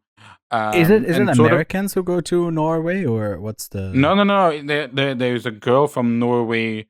There's you got Roman, who is from the Netherlands, and you got one more guy, maybe also from Norwegian, from Norway, but maybe another Scandinavian country as well. You see all their different experience that led to going there. It might sound a bit wild out of context, but there's a certain Return of the King type moment in this movie where you're like, fuck yeah, you're back, bro.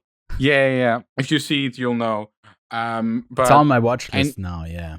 and you get into this mindset of these young people that are entering adulthood, hence the comparison with It Ends. And they are talking, one girl, her father passed away, and the way the father passed away is quite, oh shit.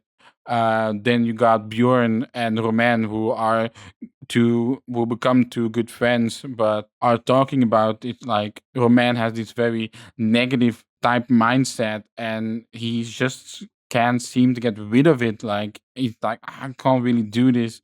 And then you got Bjorn, who is very emotional, and he's trying to navigate his emotions. And then you got dogs. I'm a massive dog person. You and the dogs in this movie are adorable. They're cute. And again, they're sort of learning to communicate with these dogs, because these dogs all have different personalities. Some are older and calmer. Some are young and energetic. Some are shy. And the way they talk about dogs and the relationship with dogs is also very moving. So Folktales, highly, highly recommend. Now, Ewan, do you have any shout outs for me? I do. I mean, also we can mention that Folktales is available digitally, and I think in some places it will release in January or February, also theatrically if you can't find it as a VOD online. I do have, I guess, if I watched a few things this week. None of it is really, well, yeah, as always, but none of it is really much to there's much to recommend on my end. A bunch of films that I just caught up with them because I want to catch all the big releases of the week. Like I watched Five Nights at Freddy's. That was kind of dog trash. It was like the thing left over from the Folktales dogs, the poop. That was what they scooped up for Five Nights at Freddy's. But there was one film that dropped on the Letterboxd video store. Sorry, A Wife from the Future, that I ended up catching, and it's a sort of time loop movie about like the dedication of a wife who wakes up on her husband's bedside a few years before they actually get to know each other. So each time, like the movie starts out with not her perspective, but his perspective leading into that day and one day of it, and then it switches perspectives and onto her side. And then for the rest of the film, we basically get her perspective as she keeps going and going and going. And there's a lot of montages in there. It's very sentimental. It's very romantic, but also gets existential in the way of like, can you actually change someone, or are they just always going to repeat the same mistakes? And tensions arise. There's less and less time to actually accomplish what she wants, because there's also like a few limits that I don't want to spoil as to like why there's tension in getting this solved like in a certain time frame. I think this movie was a bit too cheesy for me, and like I love sentimental like romantic stuff, but to me it was like very subservient on her side, where maybe it like pulls me along for a reason that I can't say like by the end a tiny bit, but it just like overplays its montages where it feels like they were just shooting a bunch of stuff and then it just all gets edited into a movie. But thematically, it's not as like, maybe it's also not, so close to watching No Other Choice, watching something like this, which also tries to have like a bunch of different things happen. It just didn't really click with me. I ended up only giving this like a 2.5 out of 5. But I think if it finds the right audience, they'll love it. If you look at the Letterboxd. Yeah. But the thing is, it is an Indonesian film, and not to, say that. I'm saying it. Certain countries love to overrate, like Thailand does it as well, like Brazil does it. They like 5 stars. No, 5 stars. I actually thought you were not gonna mention the countries. Certain countries like and then all of a sudden, bam, here. I mean, we saw it last year. Wasn't there like a late search with a movie that I think was on the Letterboxd year in review, like Making Million Before Grandma Dies or something like that. That was also sappy, sentimental. I think there was a Thai film. And I'm Still Here was massively like 4.4 out of There's a bit of a thing, like the quality of the film and the performance was also up there, but like for some of these films, I'm like, I don't know if I'm seeing like a 4.1 rating on this film. But again, if it finds the right audience, then it's great that through Letterboxd they now get to see this through that video store. I didn't really love it. But yeah, a couple of quick shout outs. Kelly Reichardt's, if you don't get enough of I guess Josh O'Connor in Wake Up Dead Man. You can catch him in a very different way, way more unlikable in Kelly Reichardt's latest film, The Mastermind. If you thought that like Wake Up Dead Man was like too slow in comparison to the other Knives Out films, then don't go see The Mastermind. It's basically one slow scene. It's such a slow film overall. I really enjoyed it though, because it's like has him as such a despicable character at the front, but like you feel like he's charming. He's Josh O'Connor, he's charming. But like the more and more you sort of experience this guy, you're like, what the fuck are you doing, man? Like, but not in a way like where you're like angry at him. You get angry as the movie goes on, but like you're like, why are you doing this? Why? Like almost in a therapeutic way. Like why, man? And I really enjoyed it, so that's a shout out. And then I liked it. I didn't love it, but I liked it overall. Yeah, and then F1 is now streaming on Apple TV Plus. If you've been waiting to catch that film. On your Dolby surround sound system, if you got it, then it's out of it. Like I respect it for Apple TV, or was it a Sony production or Apple TV? Like they had it in theaters for a long time, and it's like good thing. Warner Bros. It was in theaters for a long time. I guess Warner Bros. Has been winning this year, huh? Until they had a very good year. You can't deny it. Yeah. And then out this upcoming week from the time we record, out on Tuesday, December 16th, that's usually the VOD date, we get Jafar Panahi's Oscar in the Oscar race. I can't construct a sentence around it.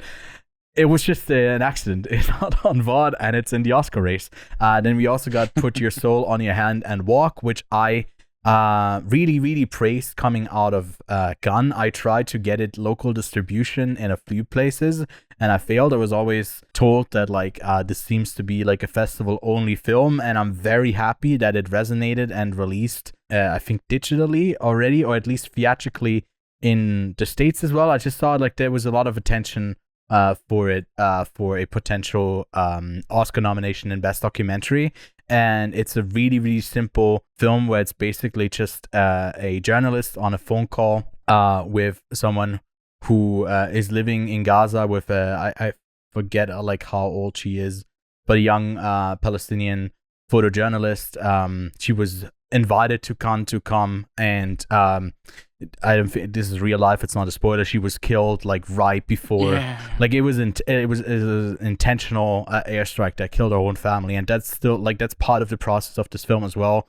So it's like it's very much reckoning with this the reality that we live in, that like how gruesome all of this is. So it's yet another one of plenty of reminder of what a horrible year it's been for so many people around the world. And then King Ivory also comes out on VOD. We reviewed this one from Venice last year. There's a review out on the channel for this one already.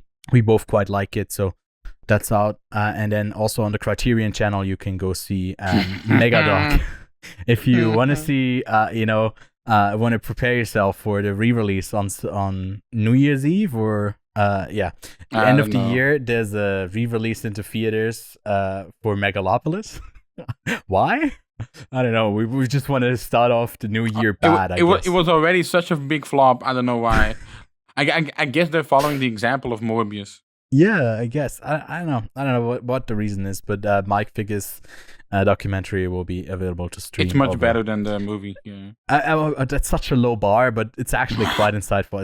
It's pretty funny. And then I think you also wanted to mention Sisu Road to Revenge, the follow-up for that Finnish action bloody mess of a film. Looking forward to it.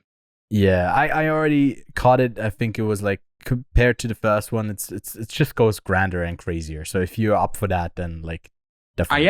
I am Ewan. I know. I was a bit taken aback for just how crazy it goes, but it's so dumb. It's so stupid. I guess if we're gonna start out our our other three spotlights movies, following Sisu Road to Revenge. If you want to watch another pretty good actioner, then you can watch The Six Swabber, which is a movie on Iki. We've talked about Iki quite briefly, actually quite extensively, this year and last year, with some of their movies and action movies being an actual real highlight in the genre. And now we get the Six Swabber movie from Chris Yu, where it's about a suspect in a massive armored car heist who initially evades arrest, is ultimately caught when his hidden criminal intent blossoms and is discovered by vigilant police. This movie has such banger action scenes. You got the rooftop scene, you got the car chase scene. In terms of punches, this movie doesn't pull them. The characters are quite interesting to follow as well. It is, you know what I say about action movies, you can get away with a flimsy emotional story if your action bar is quite high. You just can never get a really high rating from me from that. But this movie actually does have a bit of both, but especially excels on the action front as well. I really would recommend it if you can. It's on the key. You can watch it for free, really, but in just terrible quality. That's the way it works. Yeah. But you saw these as well. I think I had a great time with it as well, especially like just what you said. If it's got great action, then you got a bar, and you can't go below that bar. It's just good action. And if you got spaces in between that maybe don't deliver as much, fuck it, man. Just like it goes from action scene to action scene. Like that's what you're here for ultimately. And I think I like the lead character because he's such a. I wasn't really rooting for him, but also wasn't rooting against him. He's an underdog who like I didn't believe actually like was fighting and like had that fight in him, and he consistently comes out on top for one way or another. It's more of his like thinking that gets him ahead. I like the whole confrontation. It's like very much a familiar story in the the chased criminal and the police guy, the vigilante police, almost like the guy one police guy who takes it on to go after him. I was quite entertained. So if you're up for that sort of action, and again, like you said, you can see it for free, then we both recommend again it. The way that because you say the guy didn't have to fight him, and he does find creative ways to tackle the problems ahead. And again, shouting out the car chase scene in that movie, because they're like three guys in a car fighting a 60-plus-year-old, and they're struggling, and it's so funny and entertaining at the same time. So Six Swabber definitely gets a mention. Then you know what? If we're gonna stick with the action, I know the notes are actually flipped. Yeah, no, it's all Let's good. talk about High Five, because I talked about it a bit last week, but there was a really long synopsis ahead of me, but I'm just basically gonna say six different people get a certain organ donated to them. All of a sudden they have superpowers. They try to find each other with superpowers, but there's just one bad apple between the whole bunch, and he happens to be a cult leader. I really, really like this movie. I thought it was so entertaining, and I did call it the best superhero movie of the year. But Ewan, do you agree with that statement? Shit, I'm not prepared for you asking me that. I did give it a 7 out of 10. So I think I guess maybe I like Superman more. The competition. I like Superman a bit more. I think I like Superman a bit more. Yeah. But probably give it the same rating. Sorry, now we can't have the quote of like the best superhero movie, and it's quite on set unanimously. It's like in brackets. It's like okay. Except for one of the guys who said Superman is better. That's gonna be the short. But I think like this group of people is not one that otherwise would interact with each other. So like there's a lot of comedy that comes through that. There is also the tension between the two guys who both want to be the leader, and the one guy who just like with his eyes and snapping can control everything. Like I don't know why his eyes then he needs to snap. It's such a stupid thing that like at one point you can take away his snapping so he can't have his powers. Like it doesn't make any sense.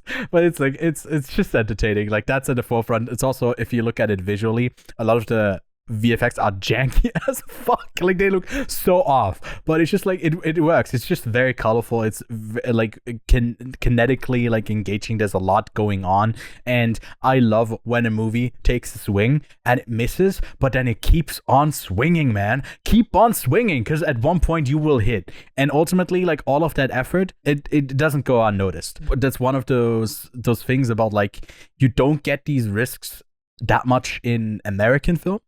And I really appreciate that, like especially Asian cinema. This one is I believe from South Korea as well, is like it's taking it's taking big swings, and like in the Chinese one, the sixth robber, like they have a way of going about it. It's like sometimes for me it gets a bit samey. Like you could interchange these movies and just have the action scenes as a highlight.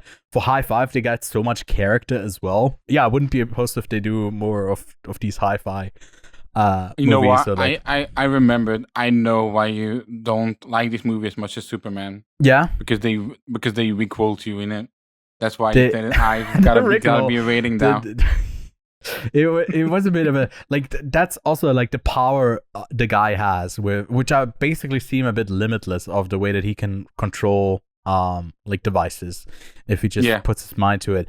Obviously, you can do funny stuff with it, and well, I like it. There's a few things that I don't like with it. For example, like the bit with her dad and him feeling like he's the guy who wants to protect, and like it builds up of him like not being able to do that, to at one point like end up doing it.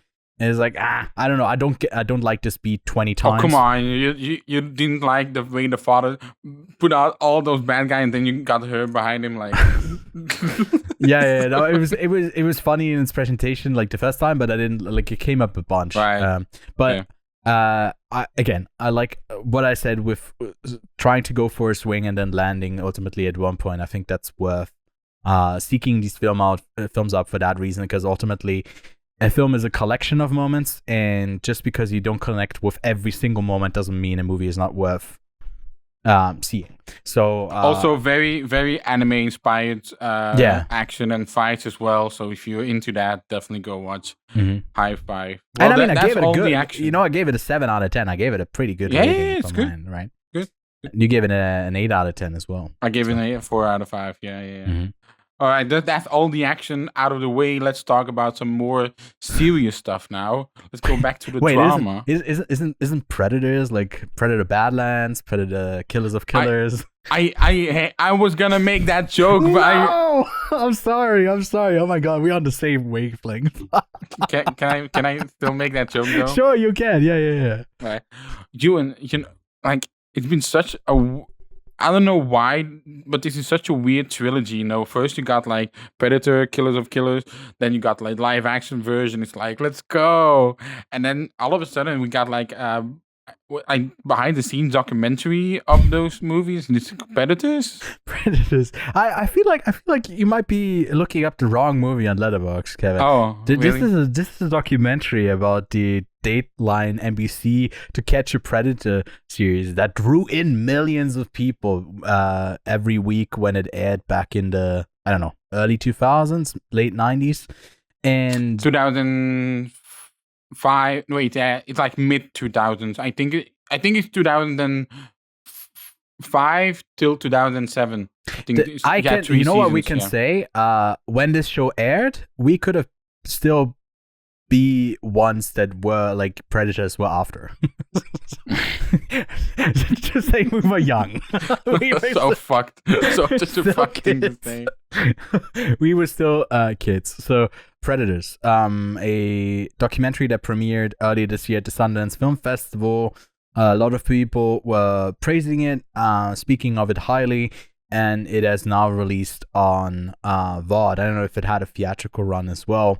And it's one of the films that I think should be in consideration for the Oscar nomination to get that spotlight, because it is asking a pretty uncomfortable question that goes beyond our fascination with this specific series, but it asks a question of like, why are we so satisfied with seeing someone else's like life crumble right in front of us? And I think absolutely getting ruined. Yeah, I think that show probably was the biggest spotlight of that, with its like weekly promises of being able to deliver it. And the way that it presents itself is that it looks at the show, it looks at its copycats, and then it has a direct conversation with Chris Hansen, the host, who has continued to do the show, like not the show itself, because the show ended a while back, but continuing on with like the sort of working with police. Yeah, he like the way that he sees himself, like he's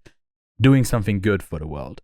Yeah. And I think it is a tricky thing of like, I can see in a way both sides of like, if you're hurt, you don't mind other people getting hurt because you got hurt, so you want them to hurt even more.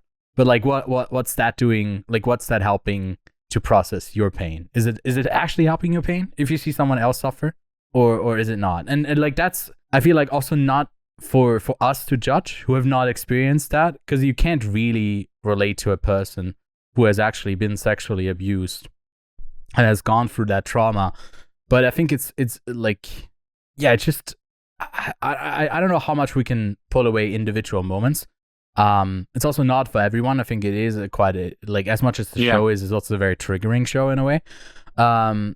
But I was blown away. I told you this after I watched it. I was like, this might be my favorite documentary of the year. And I've seen some I think really, it's mine as well. I've seen some really good documentaries. Another one that played at Sundance Perfect Neighbor, that's now out on Netflix as well.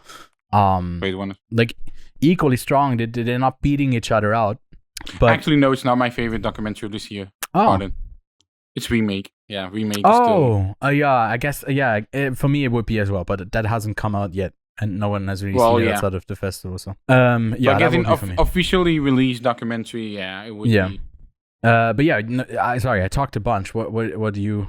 Without delving into the specifics, the movie, the documentary, is divided in 3 chapters. You got, and the way that this documentary started out as, I was like, oh, okay, we're gonna get deeper into the spectacle TV that's, since then, especially since 2000, especially with digital cameras, just got bigger and bigger. You got these prank shows. You got To Catch a Predator. Mm-hmm. You got that show, Who's the like Father? Yeah. And that whole thing. And spectacle just reality TV as a whole, right? Yeah, reality TV as a whole. That whole boom, and people's lives getting ruined, getting torn apart. And all of a sudden, you get this second chapter where you sort of, hey, what inspires the people that watch these shows? What if they could do it themselves as well? I thought that chapter as well was bonkers because essentially you've got the copycat who does To Catch a Predator as well. And with a certain individual they caught, he's then talking about, maybe committing suicide. And you got this YouTuber that is doing this, he's listening. And then all of a sudden you got this guy saying like, well, I don't know what else to say. Bro, he calls it like, you got skeeted. It's like, I know the show is called. I guess in a way we're shouting it. I don't know if it's still going on, but like if you end up watching that stuff, I feel like it's not on our responsibility to like, to say what it's called. But it's called To Ski the Predator. It's like, yeah, it's like, it's so tonally off from and this self-aggrandizing way of presenting yourself. You feel like you hate Chris Hansen for, at least for me, for the way, what he represents and what he stands for, with like what he feels like he's doing in a positive way, the impact that he's leaving. It's just like, we're spotlighting films here for something that you should seek out, that you should see, that we think is worth catching. If you just put a huge spotlight on something, just for the sake of like, look at this, like that's not doing anything. If you don't know what to do with that spotlight, just for it being there and just to catch it. Or if you are doing it in a responsible way, in a well-mannered way, and this doesn't at all. Yeah. And like I said, the movie is then divided in 3 chapters. Then you get to the second chapter. And, like a documentary, it sort of has a beginning and an end. And all of a sudden, this movie becomes not a beginning and an end, something linear, like becomes like a little cycle of a repeat, where you get the Chris Hansen himself appears in the documentary as well, not just merely in the archival footage. The way that the documentary, the filmmaker, wants to get an answer on his question. Not again, I'm not going to spoil what it has, but he really doesn't find one, and the way that he sort of ends the movie on not finding an answer is so like bonkers, because again, you got this guy that in the beginning thought, hey, I'm doing this for something good, and now he's doing it merely for attention and because people say they love it. Yeah. In the interview, I feel like pretty early on, because I don't know if the guy does the documentary, who's like is the presenting voice of it all, who asks the question, who we hear usually in a documentary, or like oftentimes in documentary we don't hear the questions being asked, right? Because it's about the people that are put on. But here it's just as much the subject is the subjective view about all of this from one person who's like making the documentary. And I think he is pretty quickly closed off that like he's getting anything out of Chris Hansen where he's like reflecting back on anything, because it feels like in a way it's all about like gotcha, like here you did something wrong and I can pin you down for this. But he's not allowing the nuance. He's not allowing the nuance of humanity in his own mistakes, but especially on those people that he catches. And I think it makes like, unfortunately it has a perfect exemplary case for his new show of how he continuously misuses like in the original show. One of the reasons why it ended was because one of the people that they went after killed themselves. In here you also have someone who's like under the law. It's like they catch someone who's not an adult yet, in a way. They catch someone and like it's a false pretense, and like there's no way of reflection on that in a way where he feels like, oh, it will all go away in a way, right? None of this sticks. It's all just as if it's like a program that you miss and then it's gone, but it's forever there.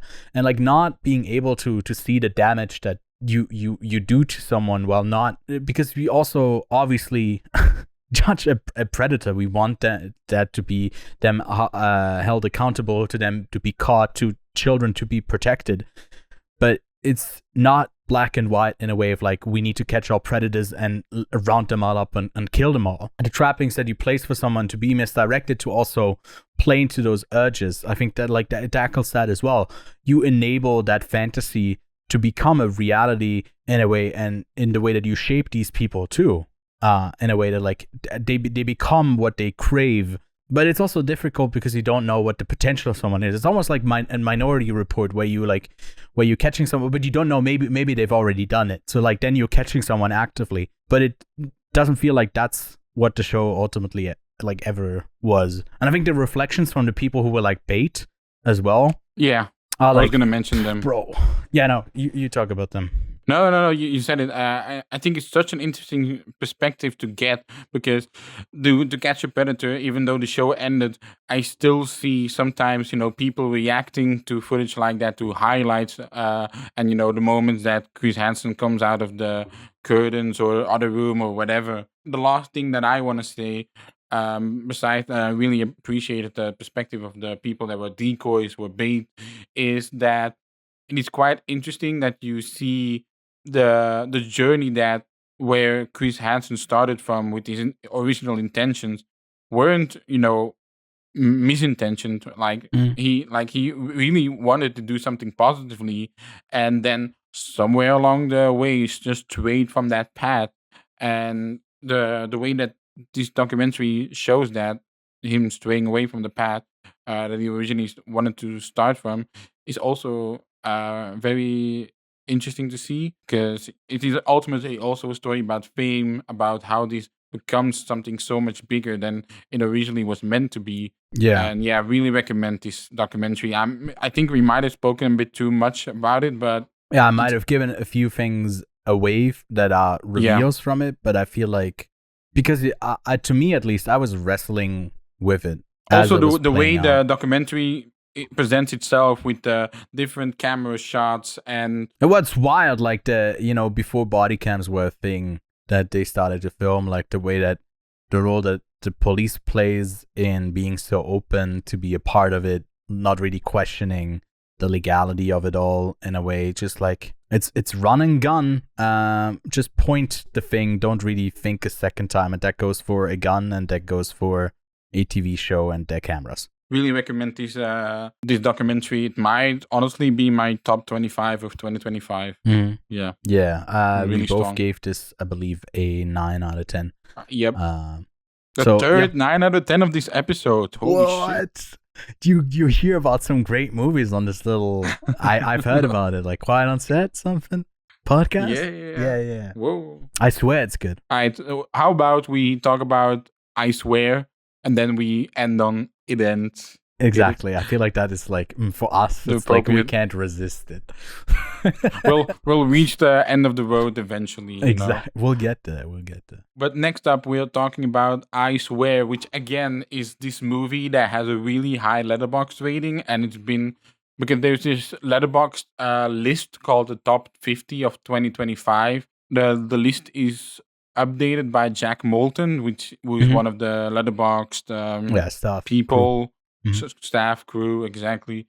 And I really looked forward to it because I thought the premise was quite interesting, which is it's inspired by the life of John Davidson, charting his journey from a misunderstood teenager in 1980s Britain to a present-day advocate for the understanding and acceptance of Tourette syndrome.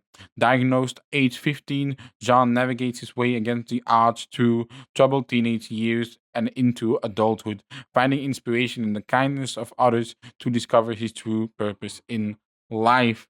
And the reason that the title of the movie is I Swear, you could take it at face value and say, oh, he's got Tourette's syndrome, so he swears a lot. But I think there is a poster that is quite interesting, which is it's like I blink, I twitch, I jump, I click, I whistle, I shout, I swear, and that's then that I swear caption is like in bold.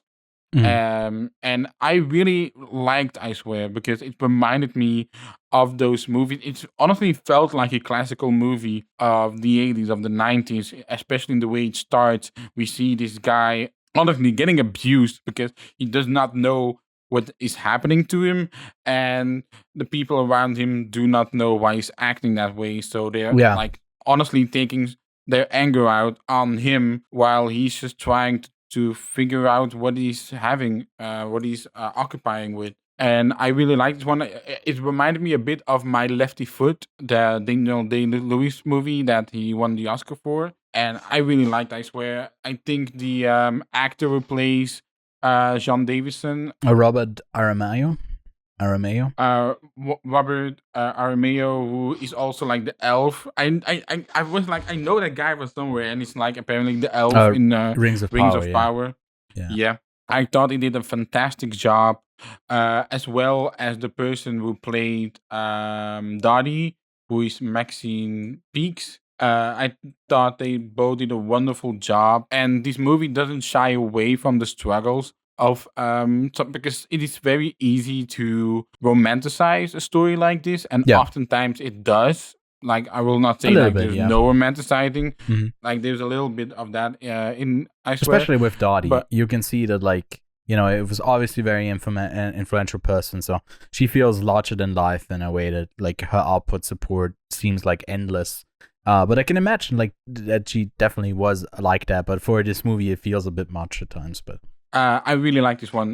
You can keep going. Yeah, I mean, I like it too. You liked it definitely more than I did, even though I'm Scottish. So I don't know what you're taking away from a Scottish film like this.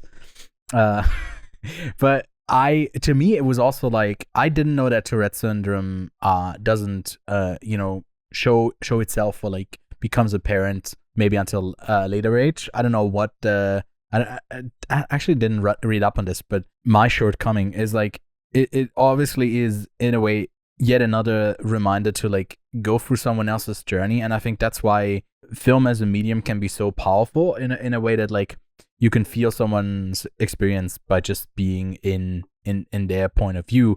But then it's not just about the struggle. Here it's also an aspirational story about someone who succeeds by informing other people about what it is like for him to live, and how other people are living with this condition as well, and enriching other people's life by like giving your life purpose through making other people's lives a bit easier, having a bit more of like being able to connect with others. I think it kind of connects back to what the message of Wake Up Dead Man was, in a way, where like it's all about this, it's not about this. All these movies are intertwined. And maybe it's just a sentiment that we should more often seek in media, that like we want to have that warm feeling of like, you know, we enrich each other's lives. It's not just, we're not up against everyone else. and I think the performance itself, like just to look away at like the larger message that it represents, that I obviously think is a good thing. I think that the lead performance is so strong as well. But like you are at one point wondering, oh, is this an actor I've seen before, or does he actually have Tourette's and he's playing this character, or is like, because I feel like we probably both know people who have Tourette's syndrome, and it's like also comes out very differently from person to person. It really is never really the same. It like sort of hits all the points, of the getting it, the troubled sort of teen years, the trying to find its own footing, finding your purpose. And it kind of starts off in a way that rubbed me the wrong way, because it starts with him like being received by the Queen as, I guess, in a very British way of like sort of getting that sort of thing that's like the highest honor, which I believe for me way more is like the group full of people when he first starts it, when it's a group full of them, full of people with Tourette's, and they like all scream and shout, and like it's hectic, and he's like, we're finally not the minority, we're the majority in this room. And that feels so powerful. Like that to me was like the best moment of the film, where it was like, yes, that is great for you. It's just because it starts with him old, and it doesn't look old. It just looks like his hair was painted on. And that was like, that's one thing. Like if you were able to nail that, it would be just a step better. But that's like a nitpick here on my side. But the reason that I guess this movie grabbed me a bit more than you is also the educating part. Peter Mullen's character is very inspirational to him, and the fact that you have people that are supporting him like that and taking him for normal. I mean, his interview for the job at the center is such a wholesome thing. Yeah. But don't hit that dog ever again, or he'll get killed. Yeah. But the educating part that comes in, and this movie, the reason why I also like this movie, because you had a lot of these movies in the 90s, in the 80s, people about autism that oftentimes just got a bit misrepresented, right? You got your Rain Man, you got your Awakenings, and sometimes a bit over the top. Sometimes it is actually really accurate. But here you got I Swear, that really goes through that entire life, his journey, and the educating part, especially the part where he, for the first time, is getting controls, like he's getting his sticks under control because of research, and the fact that this research is still ongoing. I think that message, along with we need to educate people and we need to improve their lives and make, I mean, from early on when easier. It was in the court, when there's like, this is actually not a recognized condition, and it's basically seen as all faking it in a way, but like it's not seen as accurate to active scientific research being done on behalf of him, when you feel like you're never being seen, you're never being considered. And then that step, like you really, really, truly feel for him as a character, and for people who are like suffering through their daily tics with Tourette's as well, that like there's a solution, to like a part solution for certain things. It's like, you don't consider like it's so many things that you can't do because you would be like understandably disruptive, right? Just going to the cinema, like it would be so disruptive if you have someone with tics who's shouting out all the time. So it restricts them not having a space in all of those places. And also, there's one line that I particularly like, that is like, you don't need to address those tics. Like, exactly. You keep a conversation going. And it's such an easy thing of like, that's what you take away from this film, right? Yeah. Like if you, the next time you interact with someone that has Tourette's, that's exactly how you're supposed to behave. You're not like, it's a way of like the tiptoeing around it in a way where you're not comfortable with it because you don't know if you're doing something right or wrong or whatever. Like that in turn, I feel like can be such a burden as well for people to carry.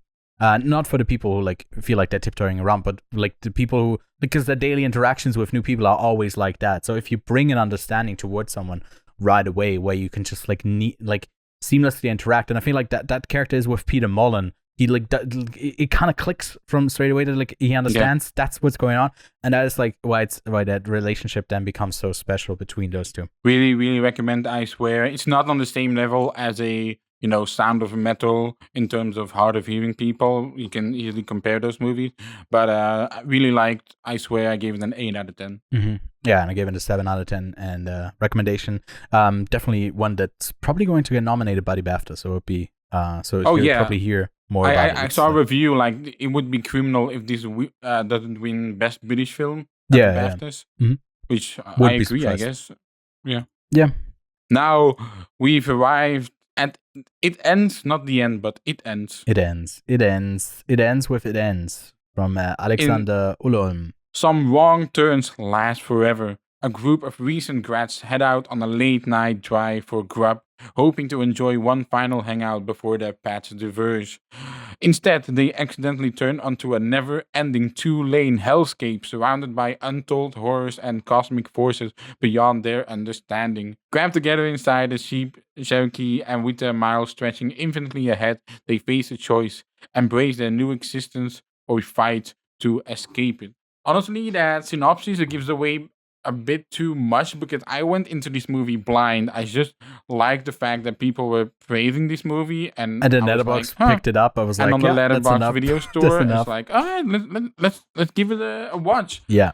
You watched it before me because you were the one that rented it, and then I watched it after you. Yeah. Which I guess is also a solution if you do not want to pay for it again. You can go share on the same Letterboxd accounts. account It's and not share your Letterboxd It's not account. Netflix. They're not cracking down on password sharing. Exactly. And do you have an It ends- unlimited amount of plays as well on that? So for Exactly. for You go 2 ahead days. because you rented this movie. You have the floor. I paid for it. Yeah, I think it's such a simple setup, right, for a movie like this, where you have an introduction to a small set of characters, 4 people in the car, and the whole time we basically spend with these characters is in a limited space, where it becomes about their interactions, their history, and them looking ahead into the future and what that holds. So it's such a existential coming of age drama as you drift apart, but at the same time you feel like these characters that are not at the end of high school, they're at the end of university, I believe. They're like in their early 20s and would be bridging off to do different things, which I thought this collection of this group of people didn't seem to me like the most tight-knit friend group. To me, like at least the 2 people in the back were a bit more the ones that were closer, and the rest, I don't know how they all connected with each other in college. But then it becomes so much about how do we approach life differently as it gets existential, as it gets into the repetition of what does the future hold if it feels like you're going down an endless road that never is ending. Like, what is the purpose of it all? So it becomes basically about the meaning of life for them when they're just surrounded by a small group of people and mostly with themselves.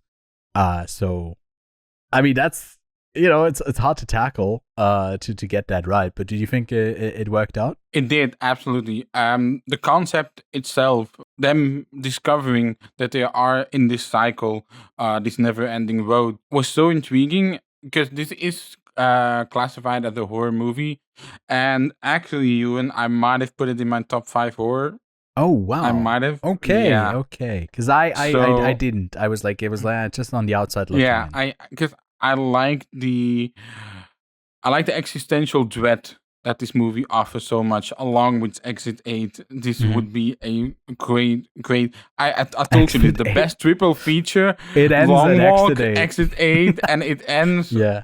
Oh, such a good triple feature.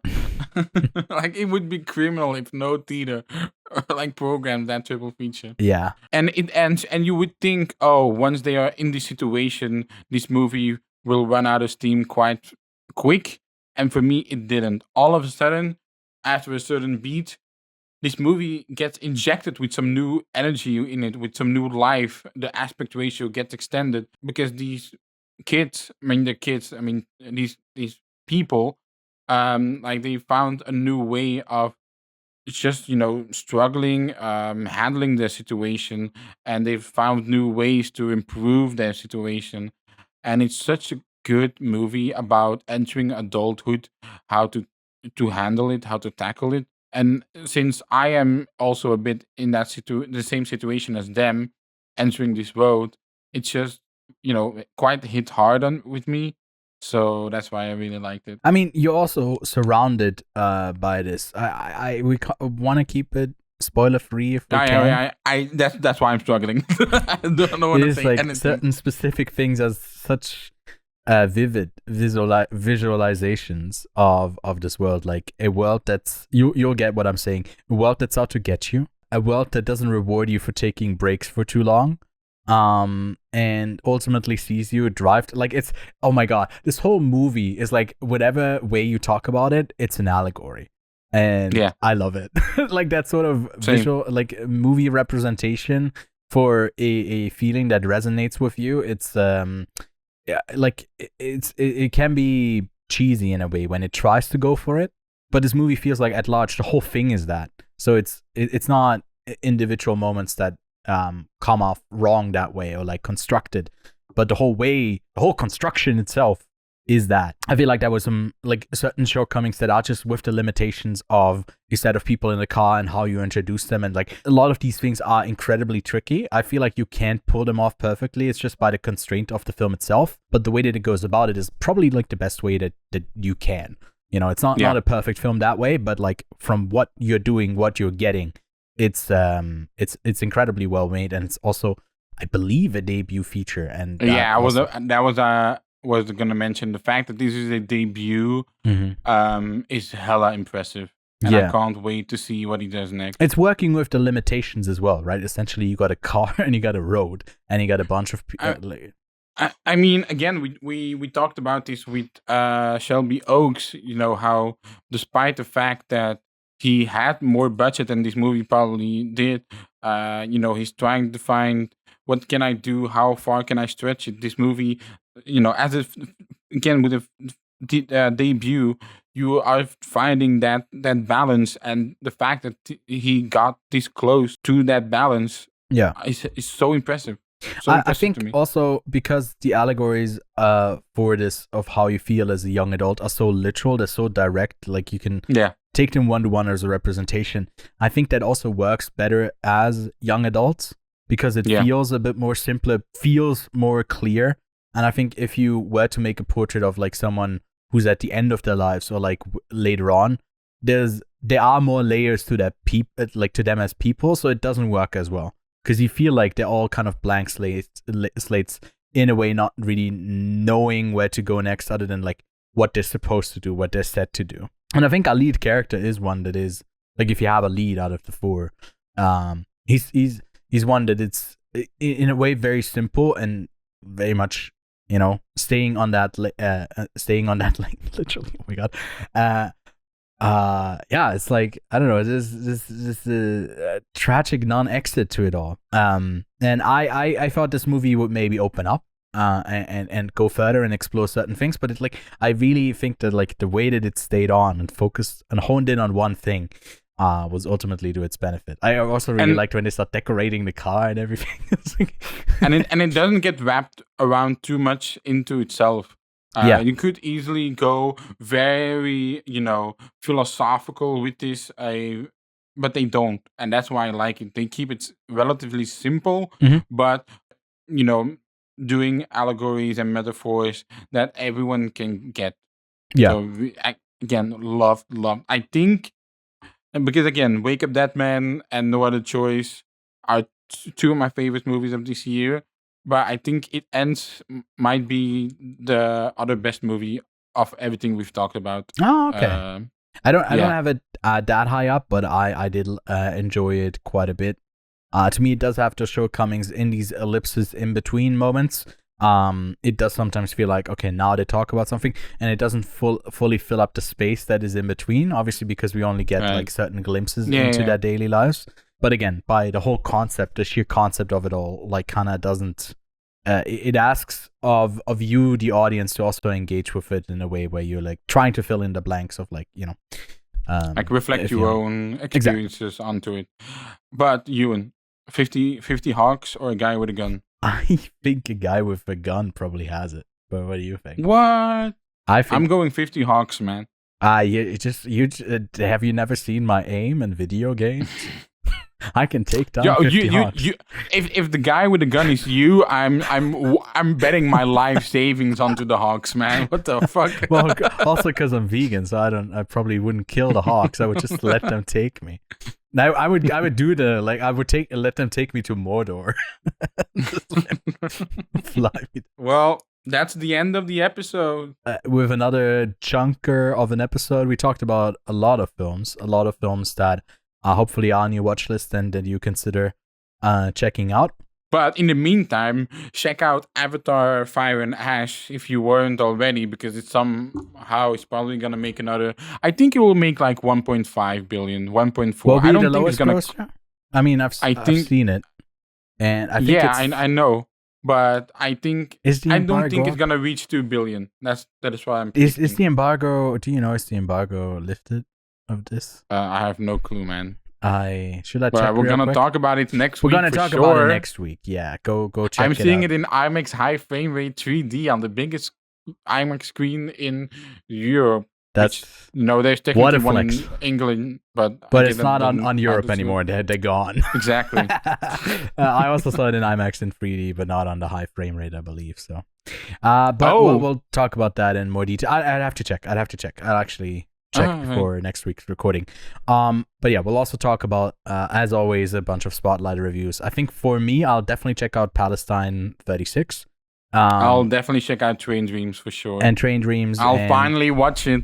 We'll have a bunch of more Spotlight films to talk about, because again, and then end not of the year, long after, I guess we can tease it already, because not long after our next episode, we'll probably talk about the best movies of 2025. Yeah, and by the time you see us next week, by the time that we record it, we'll definitely do an updated version of it because of the damn spillover. Oh yeah, that too. But also in the meantime, on the channels, soon after this episode drops, you should find a best of horror where we had Kevin's friend Luca join us to talk all about horror, which was very extensive as well, where we talked about our favorite films of the year in that genre.